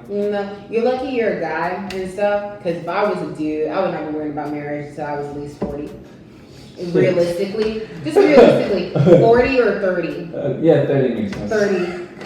Somewhere 30 to 40 is in that range. It's more normal than you think. People, especially nowadays. It's way more normal. People wait and stuff, and I feel like it's just better to do that just because of like the climate of how our country is looking, especially. It's getting to a point now where you want to make sure you're financially stable no matter what, because you just never know what's going to happen to a lot of these government programs. A lot of programs like that help the low income, that help like single mothers, that help people that are below the poverty line. I don't see that sticking around that much longer unless something drastic changes with our country's culture. And everyone's aware that there is a pushback on what's happening right now, but it's it's not the people that are voting, which is the problem and stuff. So for the people that are voting against this stuff, there's a lot of them. There's a lot of those people out there that's voting against a lot of those like subsidies that could really help a lot of people that's trying to break from like the lower middle class to the middle class and on up and elevate themselves. But right now, I just think it's really important that if you're a young adult or you're in school right now, to just get to lock yourselves down financially. Just do it because it'll be the best thing for your future children that you ever did. Yeah, that's true. So that's kind of like what my mindset is. That was my last self check, figuring that out. Like, okay, you want to stay in acting right now, or is it important for me to take advantage of what I'm in school for and pursue something that really fast? So I pivoted and decided to go for the corporate life, what I went to school for.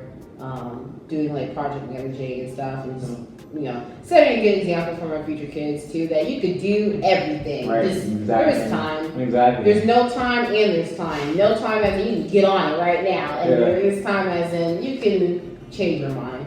It's okay. Yeah, it's trial and error. It's trial and error, and a lot of people don't know that. But yeah, being confident in yourself, and that sometimes you have to do things by yourself and alone, and sometimes it's not gonna be anyone else want to do it with you.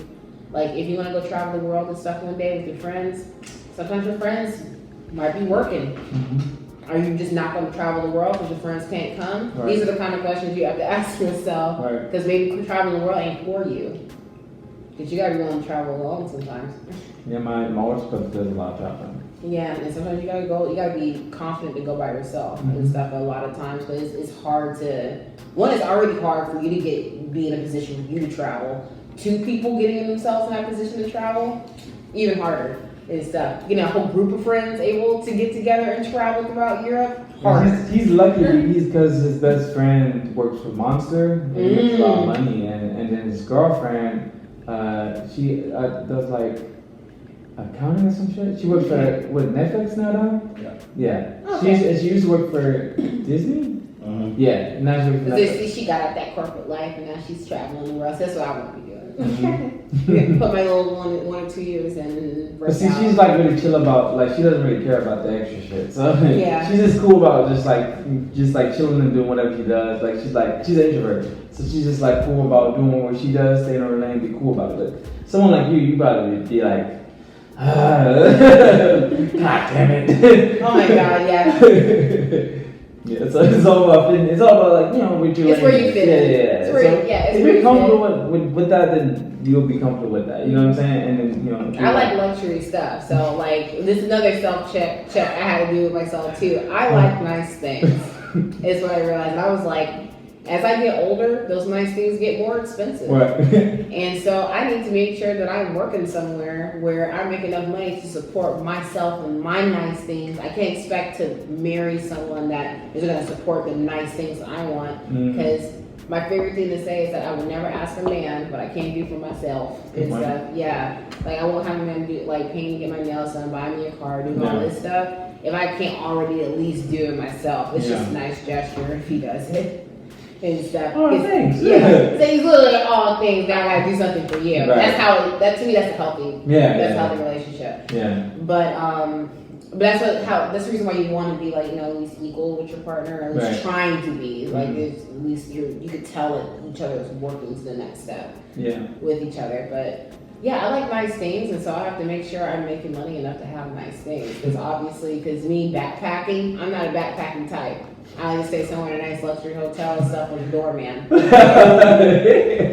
Concierge. And stuff. And I never got a chance to do that at the time. It's great and stuff. So I realized real fast, like, okay, I have to be in this position in my life, because not saying money brings me happiness, but is up there. And it's one of my preferences. I have preferences to things. And stuff. I don't like to rough it. That's not me. That's just not me, and that's okay. And stuff. Like I don't have to make myself fit like, what everyone else is doing for like some or is it more moral for you to like rough it versus like you staying at a nice hotel? That's just how you are. Not everyone's like it's cut out to go backpacking. Right. And that's not me. Next question. All right, so what are your 3 goals that you want to reach with your purpose? My Okay, goal number one. One of my purposes is that I definitely would like to go travel the world and go to different spas and stuff. I know it sounds so like random. Like Actually, I just saw that on Boruto. What? Baruto? No, I don't watch it. But is that like a Japanese spa? No. So in the episode, it was a few episodes actually. Mm-hmm. There was a girl who was trying to because her mom wanted to see the spas. Mom died, so she was traveling to see the spas for her mom. Oh, yeah. So that's pretty much what I would like to do in my life. But Boruto is the Naruto's son. Yeah. Which is so cute and stuff. Like I'm waiting for Naruto to be over. Oh my god! How many years did that show go on for? Not as long as One Piece. Isn't One Piece? One Piece is still going. One Piece and Case Closed. I think are the longest run. Yeah, me and my brother just started getting back on that. We were watching the movie. It's like 5 movies. It's like how many episodes? It's like more than 300 for sure. It's more than 300 because that's how much isn't like One Piece like close. One Piece Bleach, is 8. Bleach is like One Piece is 800. I watched it faithfully. 800. I think Conan is like 6, 7. Yeah. Okay, I just finished Neon Genesis and Evangelion. And that's what I just finished. Like, I'm going back to my classics and stuff right now. I mean, but Bleach has good content. And then did you read the manga? The one they did without the anime? Neon Genesis? No, Bleach. Bleach? Yeah. I didn't. Okay, I read like volumes 1 through 6. It's the Quincy War. There's a Quincy War. Okay, what chapters? What couple episodes? It's after the last one, last cartoon one. Oh, after the last animated episode. The Quincy War. Is that the manga? They have a war. They created the manga and just continued on from the original story. Just because it's part of the actual thing. Yeah, but see, so the thing is, the Quincy's and the Shinigamis, they have a feud. Oh. And so the thing is, the Quincy. We all kind of saw it coming though. Yeah, so the thing is, there's a main Quincy, and that guy comes back. Ooh. And so he brings the other shit. Quincy's, and then you already know what you call it involved. Uryu?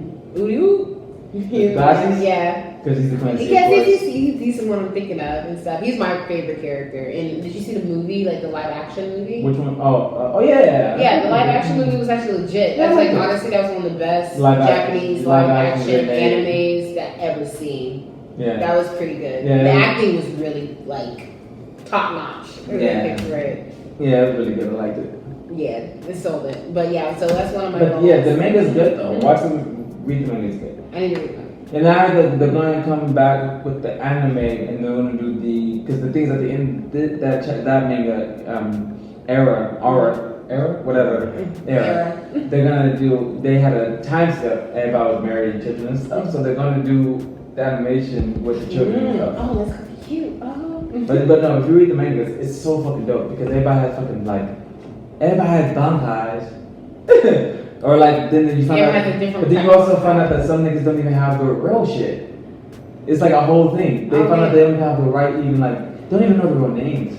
Like that's how fucked up it is. Okay, I gotta check it And out. then each girl has other powers. You know, he always has some powers and shit. Oh, he always has some hidden unlocked power. That's how I look at Naruto. And then he has some other shit that's going There's some on. hidden shit. Yeah, some more shit. Because Naruto is somebody with his dad popping up out of nowhere, or his mom. Yeah, like Mufasa. I used to make fun of that every day. So I'm like, there go Mufasa, come and talk it. But it was really dope because even in Naruto, because in the war, him and his dad, that was really cool. Yeah, his dad was reincarnated, and then they had a time where they're fighting together. Mm-hmm. And then in the Boruto one, it's a part where they fight the people that come back to try to get the one that they resealed. Mm-hmm. These guys come back, those gods, whatever, and they capture Naruto. And then all the cages, the Kages come and save them. Boruto comes with them. Mm-hmm. And then Boruto knows the Rasengan, but he has the invisible one.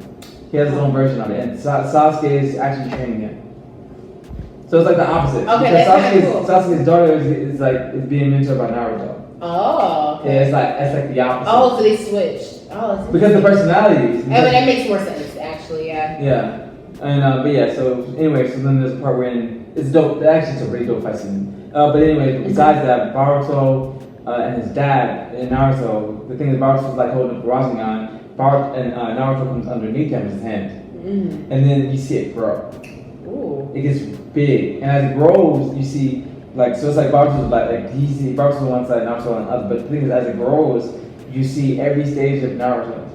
He did all the struggling and shit. Oh, shit, yeah. So as a child, and then like then he got older, and then we were going through all the other changes he went through, and then then like with him at this stage and that stage with the sage and with the six tail and with the this and with the that, everything. Oh wow! They I watched all of and those. then even with Jediah popped up at a point because he popped up in the middle of them. It was 3. Because Jediah taught him, remember? He taught him the routes and he got it first. Oh, I barely remember that too. Wasn't that like that was like what In the season beginning. 2? That was in the beginning. That was like during the That's the guy with like the tuning exam. That was the oh tuning shit exam. yeah. Really Yeah. stuff Because, came down. and then Sasuke had learned the Chidori. Yes, I do remember Training Exam. Training Exam was lit. That was It like was lit. that's actually what catches you, makes you want to watch it. Bro, that force. Yeah. That force. Like My Hero Academia reminded me of Naruto a lot. Yeah, really great. Like really great. Like I love the tournaments. Mm-hmm. Tournaments was dope. My hero. Oh, did you watch RWBY? Ever? It's an American made. It's not really an anime, but it's in the style of anime, but CGI. But the story makes you stick with it. What's it about? It's about that same type. It's like My Hero Academia and Naruto mixed into one, but it's a complete dystopia because like these things called grims that pop up. They're attracted to like negative emotions and stuff, and they're actually these huge monsters, and they like fuck shit up, like kill you. And so I mean, they're like training you to go to like, these different schools and stuff to like. They all each have one weapon, and they are training to kill Grim pretty much, and they have like magical powers and stuff. But you have to use because it was really popular like a couple years back when it first came out. It was really popular at first, but a lot of people was turned off because it was like CGI animation. I hate that shit. A lot of people don't like it. It's like God Eater. It's like God Eater because of that too. I couldn't do it. The only reason I like it is because one, the fight scenes look really good. It's the only reason why it's even worth it at all because fight scenes look legit. It's like when you look at a video game, it looks like video game fight scenes. So they look super legit and like realistic until they start just sitting there talking to each other and you just hate it. But the story with RWBY is actually really good. And I actually liked God Eater and stuff, but the story was good. So I'm able to look past the CGI-ness, and I look at the story. I value the storylines, and I like dystopian and psychological thriller animes. You know, I've noticed there's been a lot of recent anime based off of post-apocalyptic future things. Yes, that's my favorite genre. Too. So it's like this recent one that came out. It's called 7C. 7 Seas. I saw that. It wasn't that the ship of all like the kids. Yeah, and they ended up finding out that they were like descendants of some. No, it was just it was either gonna be they were either like trained the way or they were just like really good, so they were just like already selected. It was like the best of the best, and there's one group that weren't. They was just like the worst, and they were sold by their parents. Oh snap! I didn't see that. And that's the main. Yeah, only one group was the one like that. But the thing is, you see like the survivalist shit. I like futuristic survivalist, and it's like really interesting. My Promise Neverland. Have you seen that one? Right. Yes. That one was crazy. That's I really was good. trying to my brother Dave to watch this shit, but I'm like, I got anxiety watching that show. The way it was shot. And then it was just like the thing is, it was like that first episode. It was like. It was just so innocent, right? Yeah. It was so cute. The first episode. Second episode had me like. No, just the end of the first one. No, the end of the first episode. Yeah, because I used to give him one episode, and then that girl ended up dying, bro. Yeah, and he just find the body at episode 1, didn't he? Or no, episode 2. They saw her die. They saw her get killed. They were trying to give her a bunny. They were trying to give her a bunny. Her bunny back. Her bunny, and then they was like, they saw him like do the little thing, whatever. And she died, and it was like they saw, and then they saw the body, and it was just like. And they had to go back out, and nothing happened. Right, and then ever since then, everything went downhill. Right. And then, but then you already knew something with the depressed one. Yeah. Oh, yeah. You already knew, and stuff like did switch up like dramatically in the past 2 episodes and stuff. Too. Everything changed so fast. Like so much shit happened. But it was so interesting too because it's kind of like it started off being like some very like kid like innocent like okay we're kids we gotta figure out with our brain smarts how to get out of this thing. Yeah. But then it ended up turning really into like some adult themed like attributes and stuff like serious like. You can see adults in place of the kids, in their decisions on why they did what they did. Like especially like they had to make a decision whether or not they were gonna kill the other dude when he found out because he was like really impulsive. the really impulsive guy. Yeah. And so I thought was like a really good character to throw in there. Right, yeah. Like what would they do to keep him quiet Right. and stuff? Like. And then the one that was really the smart one who ended up giving up his life. Oh with him. my god, that was sad. That was so sad. And I was like, what? I was like, what was in the tape? And I was like, what was in the box? What was the papers about? I was like, and I was like, what's his plan? And I thought he was alive the whole time. Yeah. He could be like, that's not, but he was just hiding. No, he was like, nah, I'm good. He thought he really is dead. When they did that little mirage of him coming out at the end when they were trying to get over, they found out how big of a boat for them it was to get over. Yeah, that trench. I was looking at the screen, at the TV, even like, damn. He's like, we're not making that. Like, yeah, I'll need to find a bridge. And then when they were when the two were depressed after the guy died, and so we really thought they gave up. Yeah. And we were like, no, they were planning this. The whole and it wasn't even him; it was the girl. Mm-hmm. She was planning the whole thing, the whole she got her on purpose. time. And then the thing is, she wasn't even hurt no way. She just acted like she was depressed. Yeah. Because at the time, because when they got to that point, she was like, "Oh, I'm good. What's up?" Yeah, she was. She had to pretend. And then she was like, "Oh," she was like, "I told everybody," and she was like, "I've been training them this whole time." The whole time, and all who thought they were doing shit. And she was like, wait, this whole time? Because the thing is, they were training to do exactly that. Remember what it all led up to, though? Like, when they were burning down, like, the house, the house and everything, and then now to figure out how to get out and stuff. And it was all I can't wait for season 2. It's going to be, I don't know what to expect for season 2. I really hope they really need to bring that one back. I want to see what it looks like outside. Right, I want to see if they're going to make it this year. What it looks like to the adults selling their kids and stuff. Like, I want to know. It's a lot. No, we should just have an anime podcast. And I'm thinking. I've been thinking about doing a group one, and so group one, that'd be dope. The first topic we thought about was universes. So, what universe would you want to live in? Because I'm actually we're part of an anime groupie. Are you gonna be part of it? Well, the type, yeah, of course, yeah. That'd be a hard question for me because most animes I like will be universes I never want to be in. I will be cursed. But so which one would you? So which one? So the thing is, so what? Oh, Attack on Titan, easy. Really? Yeah. But no, but like, that is the worst universes to be in. That is one of the worst universes to be in. Unless you're like unless you were top fighters in the league. Yeah, unless you're Mikasa. Yeah. Or fucking Armin that just got a fucking Titan. Yeah, I want to be part Titan. But you gotta be lucky with that motherfucker, bro. Right. Even then, they were dying. And even with the nigga that had it, it was the whole time. He ate his father and shit. Yeah, I'm trying to think like what universe would I want to be in? Because all the animes they like, all of them would suck. Even Magical Girl, that would suck. Like, I'm gonna think which one at all. Oh, My Hero Academia. I'm pretty sure that's taken. I mean, I'm not saying it was taken. It was just like we were talking about. I definitely don't mind being. We were talking about it in GroupMe, and so it was just like a discussion. I was like, oh, it would be dope to do it as like a thing. But yeah, so mine. That's linear though, because that's also they say that the My Hero Academia is in the same universe as like One Punch Man, but One Punch Man was set before they established the Hero Academy and established the hero rankings. It was like the beginnings of them getting like the Hero Association together, and then My Hero Academia is like post all that in the future, where there's a lot of people with superpowers and they train them. There's actually a system ranking and everything. That makes sense. Yeah, so they do say like those are actually. They're written by the same people too. A lot of heroes and villains in One Punch Man. Yeah, and I love One Punch Man too. They asked me that in my last interview. The thing is that this is really enjoyable because I just watched the second season. Because the first season was like whatever, but then I realized like it's not about Saitama, it's about everybody else. Yeah, it's about everyone else. So we're finally getting to know what all the other. They established all these characters and stuff. So season 3 is about to be lit. Yeah. And so sometimes we hate seasons like that, the informative seasons and stuff. That kind of like. And then it's just like always interesting because it's like.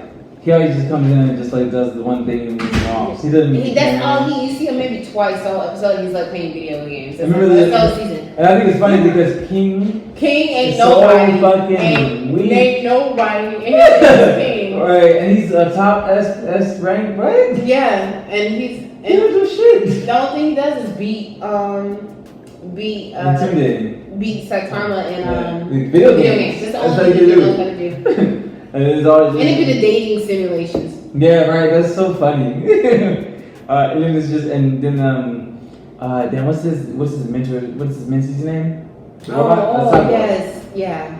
That nigga. They call him like what? Oh, they call him Devil Side. It's like Devil Android or some shit like that. Yeah, Demon Cyborg. Demon Cyborg, yeah. I like him though. That dude go in. I like him though. I respect him though. I like everything about his character. You want a friend like that guy? Like that guy will fight for you. Fight for you. Diablo Señor. But not yet. And then it's like, and then remember the tournament, that guy that was just really strong, but then he was just like, he's a bitch. Yeah. And he lost. Yeah. And he's like, don't worry. Yeah, I need your help. I need your help. Help me. Treat him like a straight bitch for like, I feel like they dragged that clip out so long on him. I was like, they really like, he gonna end up looking like a little bitch later on. They're not gonna let this character get away with this. Like, this is all gonna come up in his face in front of everybody. Like in season 3, like episode 4. This is all about to come back up again. It was looking like a little bitch. That is so funny. Okay, what's the next question? So I gotta get going on my Sunday. Oh right, I'm sorry. How many goals did you get? How many goals did you get? Oh, I'm gonna get one goal again. Okay, so I'm gonna travel the world, do the spa. The other one. Spa traveling. Second goal would be to definitely my life. It would be to pass down that generational wealth. Even if it's just me having nothing, I set up my kids for something. Because that's something I wish I had growing up and stuff. Like I wish I had like a savings account set up for me, stuff for college. I had none of that. I had to pay everything on my own and stuff, which sucks. And so I don't want to put my kids in that same situation because I feel like I had enough to worry about as a kid already, and then that just added. I just inherited all this crippling debt to me too at 17 as well. On top, just because I wanted to further my education. Yeah. And it wasn't like I got good enough guidance from my folks as to look at something other than college. I barely got college guidance at all. Like, not from my folks, but like I seeked it elsewhere. And so I just didn't sit there like a sitting duck either and stuff. Like I reached out to other people, but it was like I was in that funnel to go straight to college, like not even question it. Right, of course, same like, here. looking back, I probably would have picked a trade, to be honest. I would have probably picked a trade to go into. Like I would have learned how to do nails, became an esthetician, opened up my own salon. Looking back, I would have made that decision instead. I could change anything. Right now, I don't have no patience for that. I don't do that. But yeah, if I could do anything different, I would have saved money, not going to school, and just did this. Just did people's nails and opened up a couple salons. That's good. Yeah. My third goal would have been right now.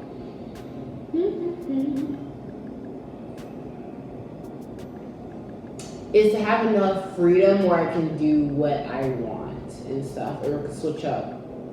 The flexibility is switching up when I want to. If I want to randomly move somewhere, I could. If I want to switch up my career, I can. There's nothing really timing down anywhere. Like even if I had kids and got married and stuff, I could see myself settling down with someone that would be fine if I wanted to go travel somewhere for a minute and come back, or let's try out living over here and stuff, and not live here and stuff. And, yeah, not feeling like I have a ball and chain to myself somewhere, but a happy rope. Because sometimes we are tired of things we can't control. Right. It's a flexible light rope. I can take anything with me somewhere. Yeah. But yeah, goals wise, I just want to be happy and stuff, and whatever that definition of happiness changes and stuff. Yeah. I just hope I'm able to make adjustments on the way. That's good. So for me, my 3 goals. So as of now, I have 3 things that I'm pushing. I have, of course, me being a student, a chiropractic student. I have the talk show, of course, and then I also have my production business, which I created before the talk show. And so the thing is, I want to basically have, my goals are based off of those 3. The first one, I've had this dream since I've started my chiropractic school. It's because I've been into alternative health for a while. And Be a holistic doctor. Chiropractic is that. That is okay. I mean, I just treated you, so you get that. Holistic. Even better. Remember when I first saw you this morning? I can't even do what I was doing earlier, but Me looking at you right now, I couldn't do this earlier. Yeah. No. See? So thank you. Yes, you're welcome. Yeah, it's super crazy. And so the thing is like, and then like, so my goal, so the thing is, so of course I want to have my clinic, and then of course I want to be a very influential doctor in my community, of course, like my, you know what I'm saying, leave the mark. But the thing is, once you become an influential person in the community, from there, that's when people can trust you to do other things. Yeah. And so the thing is, so what I really want to do, my big thing is I want to create a holistic hospital. Ooh, that'd be cool. That'd be really cool. And so I know a lot of people that do like, I know acupuncture stuff, people I know who do Ayurveda, because Ayurveda is the Indian study of the mind, body, and soul. That was something I wanted to do before chiropractic actually. It was a school in the Bay I was going to go to. But we actually have programs, that program at my school too, so I was thinking about maybe doing that afterwards. Because it's real simple, it's not like you gotta be there forever, it's like weekend classes and stuff. Online stuff, whatever. So it's not that hard to do. 2 like certifications. So you do one, be good, you be educated, and the other one I think is a counselor. Nice. But I can see you doing all that. Yeah, so the thing is you can't be a doctor or anything until you go to India and do it. Because you can't do it in the States like that. Oh, okay. Yeah, I think someone else that was an actual holistic doctor too, and he explained it to me too, like how, and he was from a different country, that's how he said it. He was like, oh yeah, I'm flying here to do blah, blah, blah. I actually thought of going to India to get my doctorate in it. That's what he was saying, because he was actually from the States, but he was like, I flew, but he knew how to speak Spanish, so I think he was in Argentina. He was like, the reason he went to Argentina, because he's actually recognized as a doctor in Argentina, but not recognized as a doctor in the States. Yeah, things are really different. You know, California's even different than the United States. Yeah. Chiropractic, you know what I'm saying? I don't. I'm in California, so that's telling certain states, they let chiropractors do invasive stuff. Yeah, we don't. They even let you prescribe in other states. Wow. I'm kidding. Yeah. But the thing is like state laws. Yeah. So the thing is, so like massage therapist, physical therapist, occupational therapist, acupuncturist, herbalist, Ayurveda counselors, just like all those, and like bringing chiropractors, of course. Yeah. Yes. Of course. Of course. Duh. Right. A lot of like leave home be wild. Right. But they have like a whole thing. Like I've seen that before actually. I think it was like by Long Beach State and the VA hospital. It was near there in that area. I passed up one that had like a lot of different holistic stuff, which is really dope. Oh, nice. But yeah, so those type of things together as one hospital, maybe find a way to create a system for kind of like how insurance, so you know how it's like. How it's like, because we're focused on doing, it's always patient-centered first. And so the thing is, it's like basically have one patient everybody can see. Or if it's like, kind of like if they see me first, then I can say, okay, I have an acupuncturist that you can see that can help you with that nerve state. Unless you have a preference. Yeah, but I'll give them the options. And that's the important thing. I have this person, but at least they're there. You don't have to travel to get to them. You know what I'm saying? Kind of like when you go to like call in and try and get a massage done, like you'll probably ask if it's the same therapist that you had before, if you like them, or they tell you, hey, we have this and this available. Yeah. So kind of the same kind of concept. But being there instead of like going to them, they're there, so it's in the same area. That's the point. That's way easier. Yeah. And then I don't have to like travel to go see a chiropractor. I have to go travel somewhere to see a herbalist. Yeah, they're all right there. Like, because that's how my school is. They're starting to come more now because we just got a PA program, so that adds on. So that we can do like they be doing like they do like blood work. They can do vaccines. Oh, nice. So it became my urgent care now. Oh, nice. And then so we have that. We have those. We have. Of course, chiropractic, we have acupuncture stuff.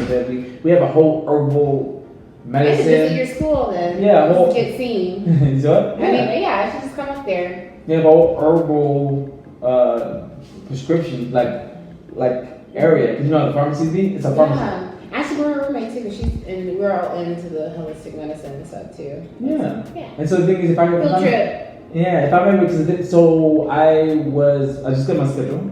So I'm gonna be in clinic at the school on Wednesdays, and so if I'm able to actually treat patients by the time, whatever, it'll work out. But then I also was given, so we have a thing called PPRs, which are residency, right? We can work under a private practice, and so I actually had medical one, but because right now how the things are with me, I can't do it yet. But he was just like, well, when you're ready, let me know. But it's mandatory for us to actually like sign up for one, get one situated, and do paperwork for it. Oh, okay. And so the thing So is, did he start the paperwork for it? so I asked the lady, and she was like, "If you pass at the end, then of course, it's gonna go through. I mean, it's gonna be, it's gonna be just continued on. Mm-hmm. But even if not, you still do the paperwork You gotta because there's a deadline. That's why." Oh, okay. So I asked her, I was like, "Oh, do I still do the paperwork?" She was like, "Yeah, just do it anyway." Yes, good. Yeah. So I'm gonna do the paperwork. I'm gonna let them know, give them the paperwork, whatever I do, whatever, get it done and in time. Bureaucracy. Because the thing is, I have three. I think it's 2 days. No, it's either 2 or 3 days of the week. I'm gonna be there.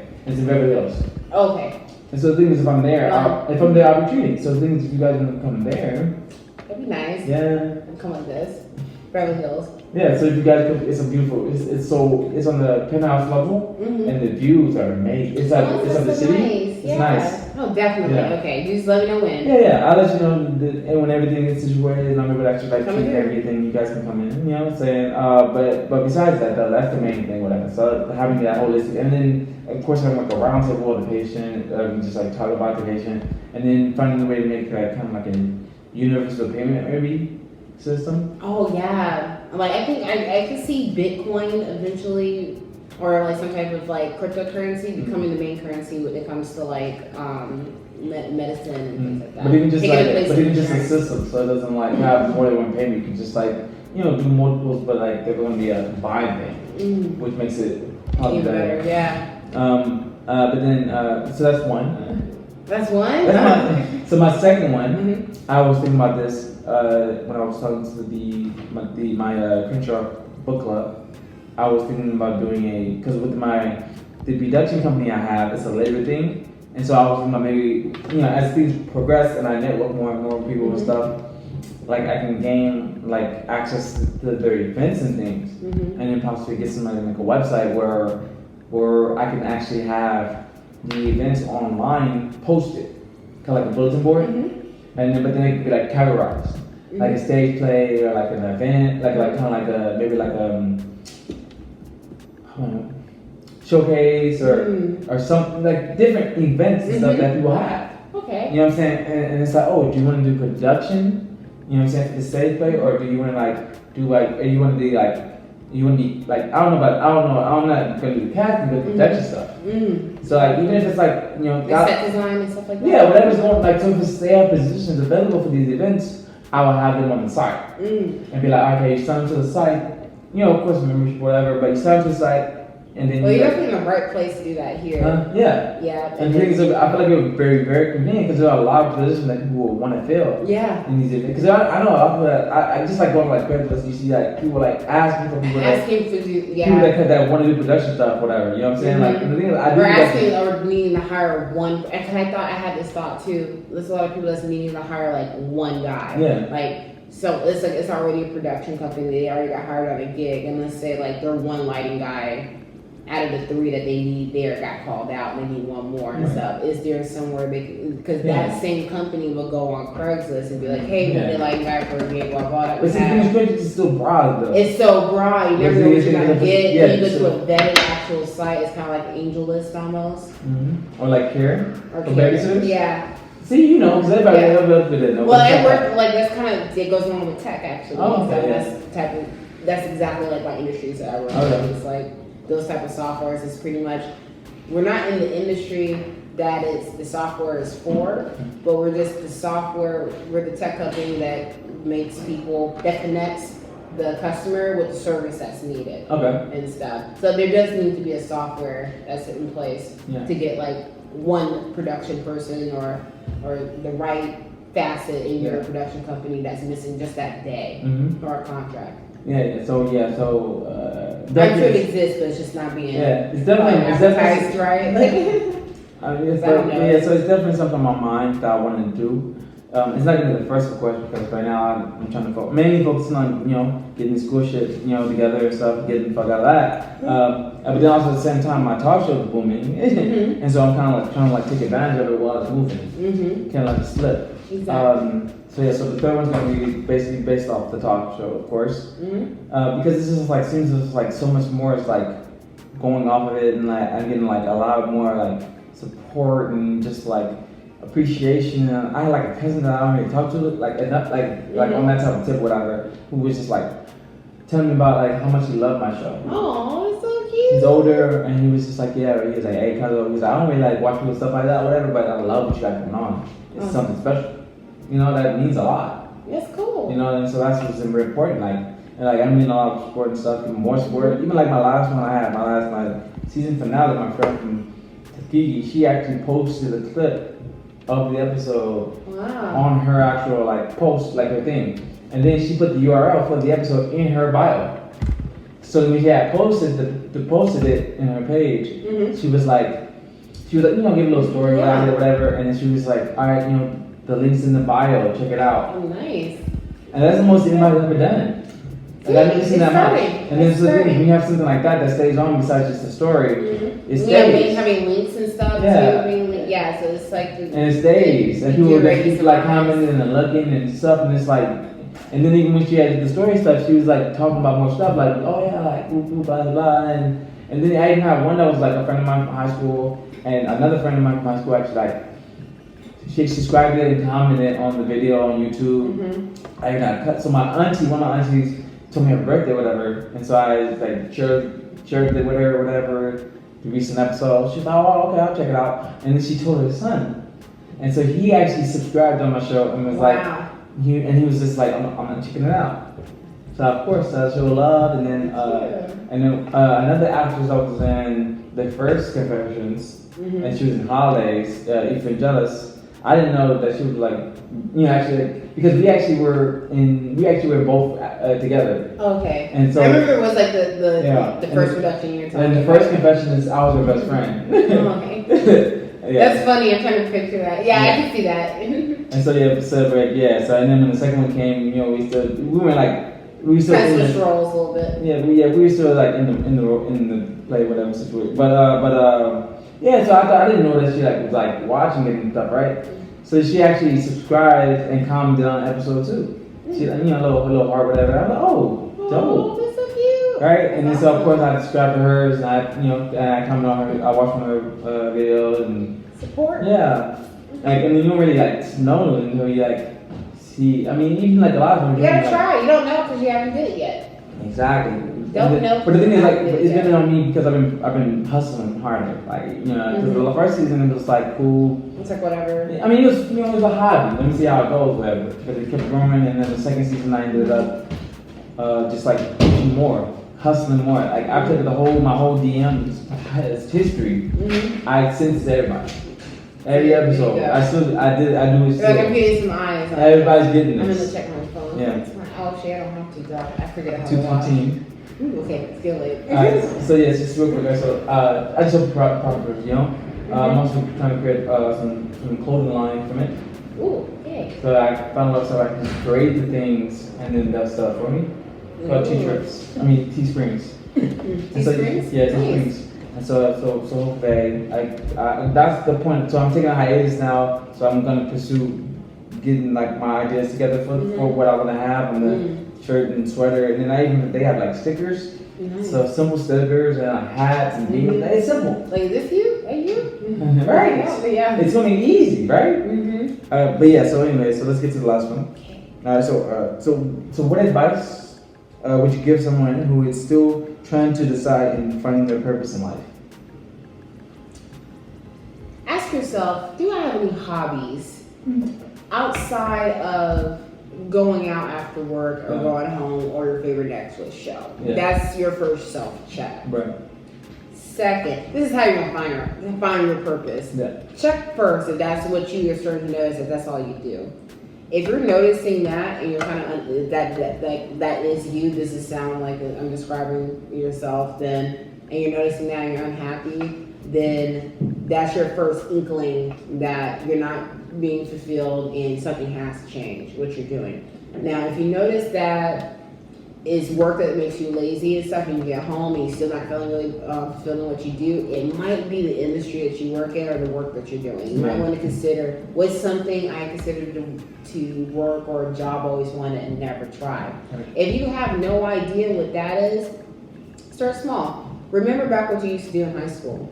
That always was my one of my thoughts. If I ever was kind of stuck on like what I wanted to do and what I liked and trying to self-evaluate myself, think back to all the things that you could do when you were signing up for different clubs and stuff in high school when money wasn't a factor, going to work wasn't a factor. All this stuff was happening after school, right? And you had to pick, okay, this is what sports I like. I'm gonna audition for this. I'm gonna try out for this. I'm gonna try to join this club, this club. Think back to the same interests that you had back then. They could still be there. Maybe some have changed. Maybe not really as interested in the chess club like you was back then.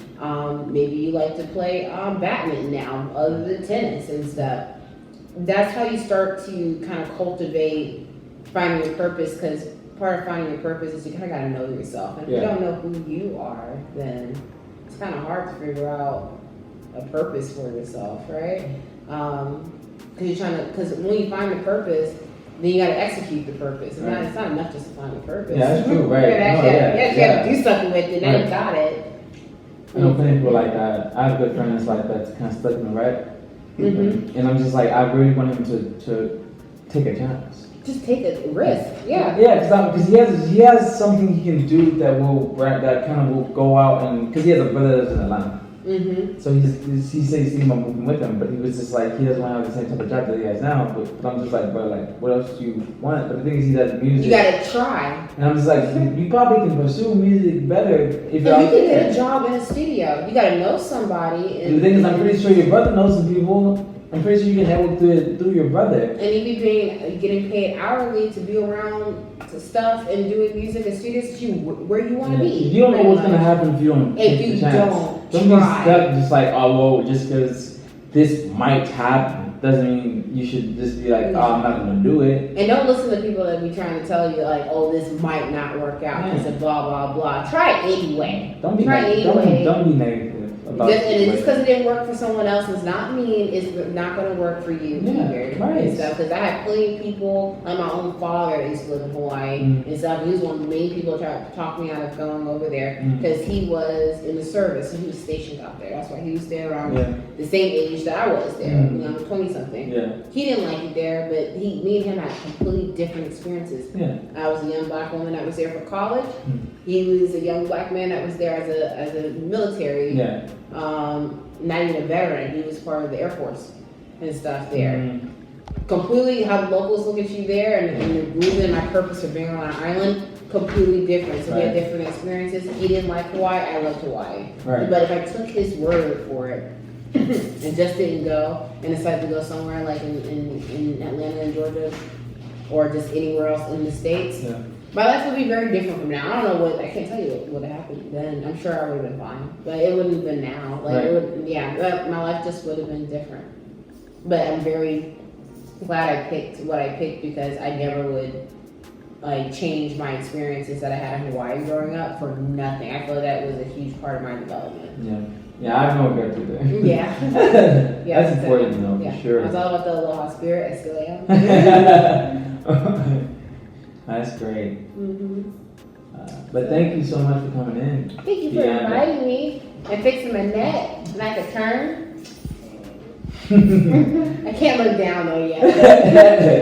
Give it some time.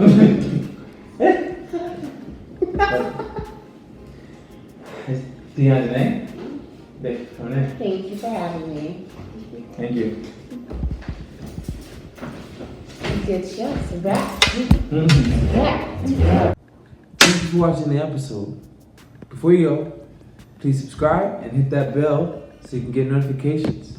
Because I know you don't want me to continuously send you DMs and text messages every week. Instead, you just get notifications every time I upload an episode, Sundays, and then when I upload my mid-weekly rants on Wednesdays. Thank you, and have a good day.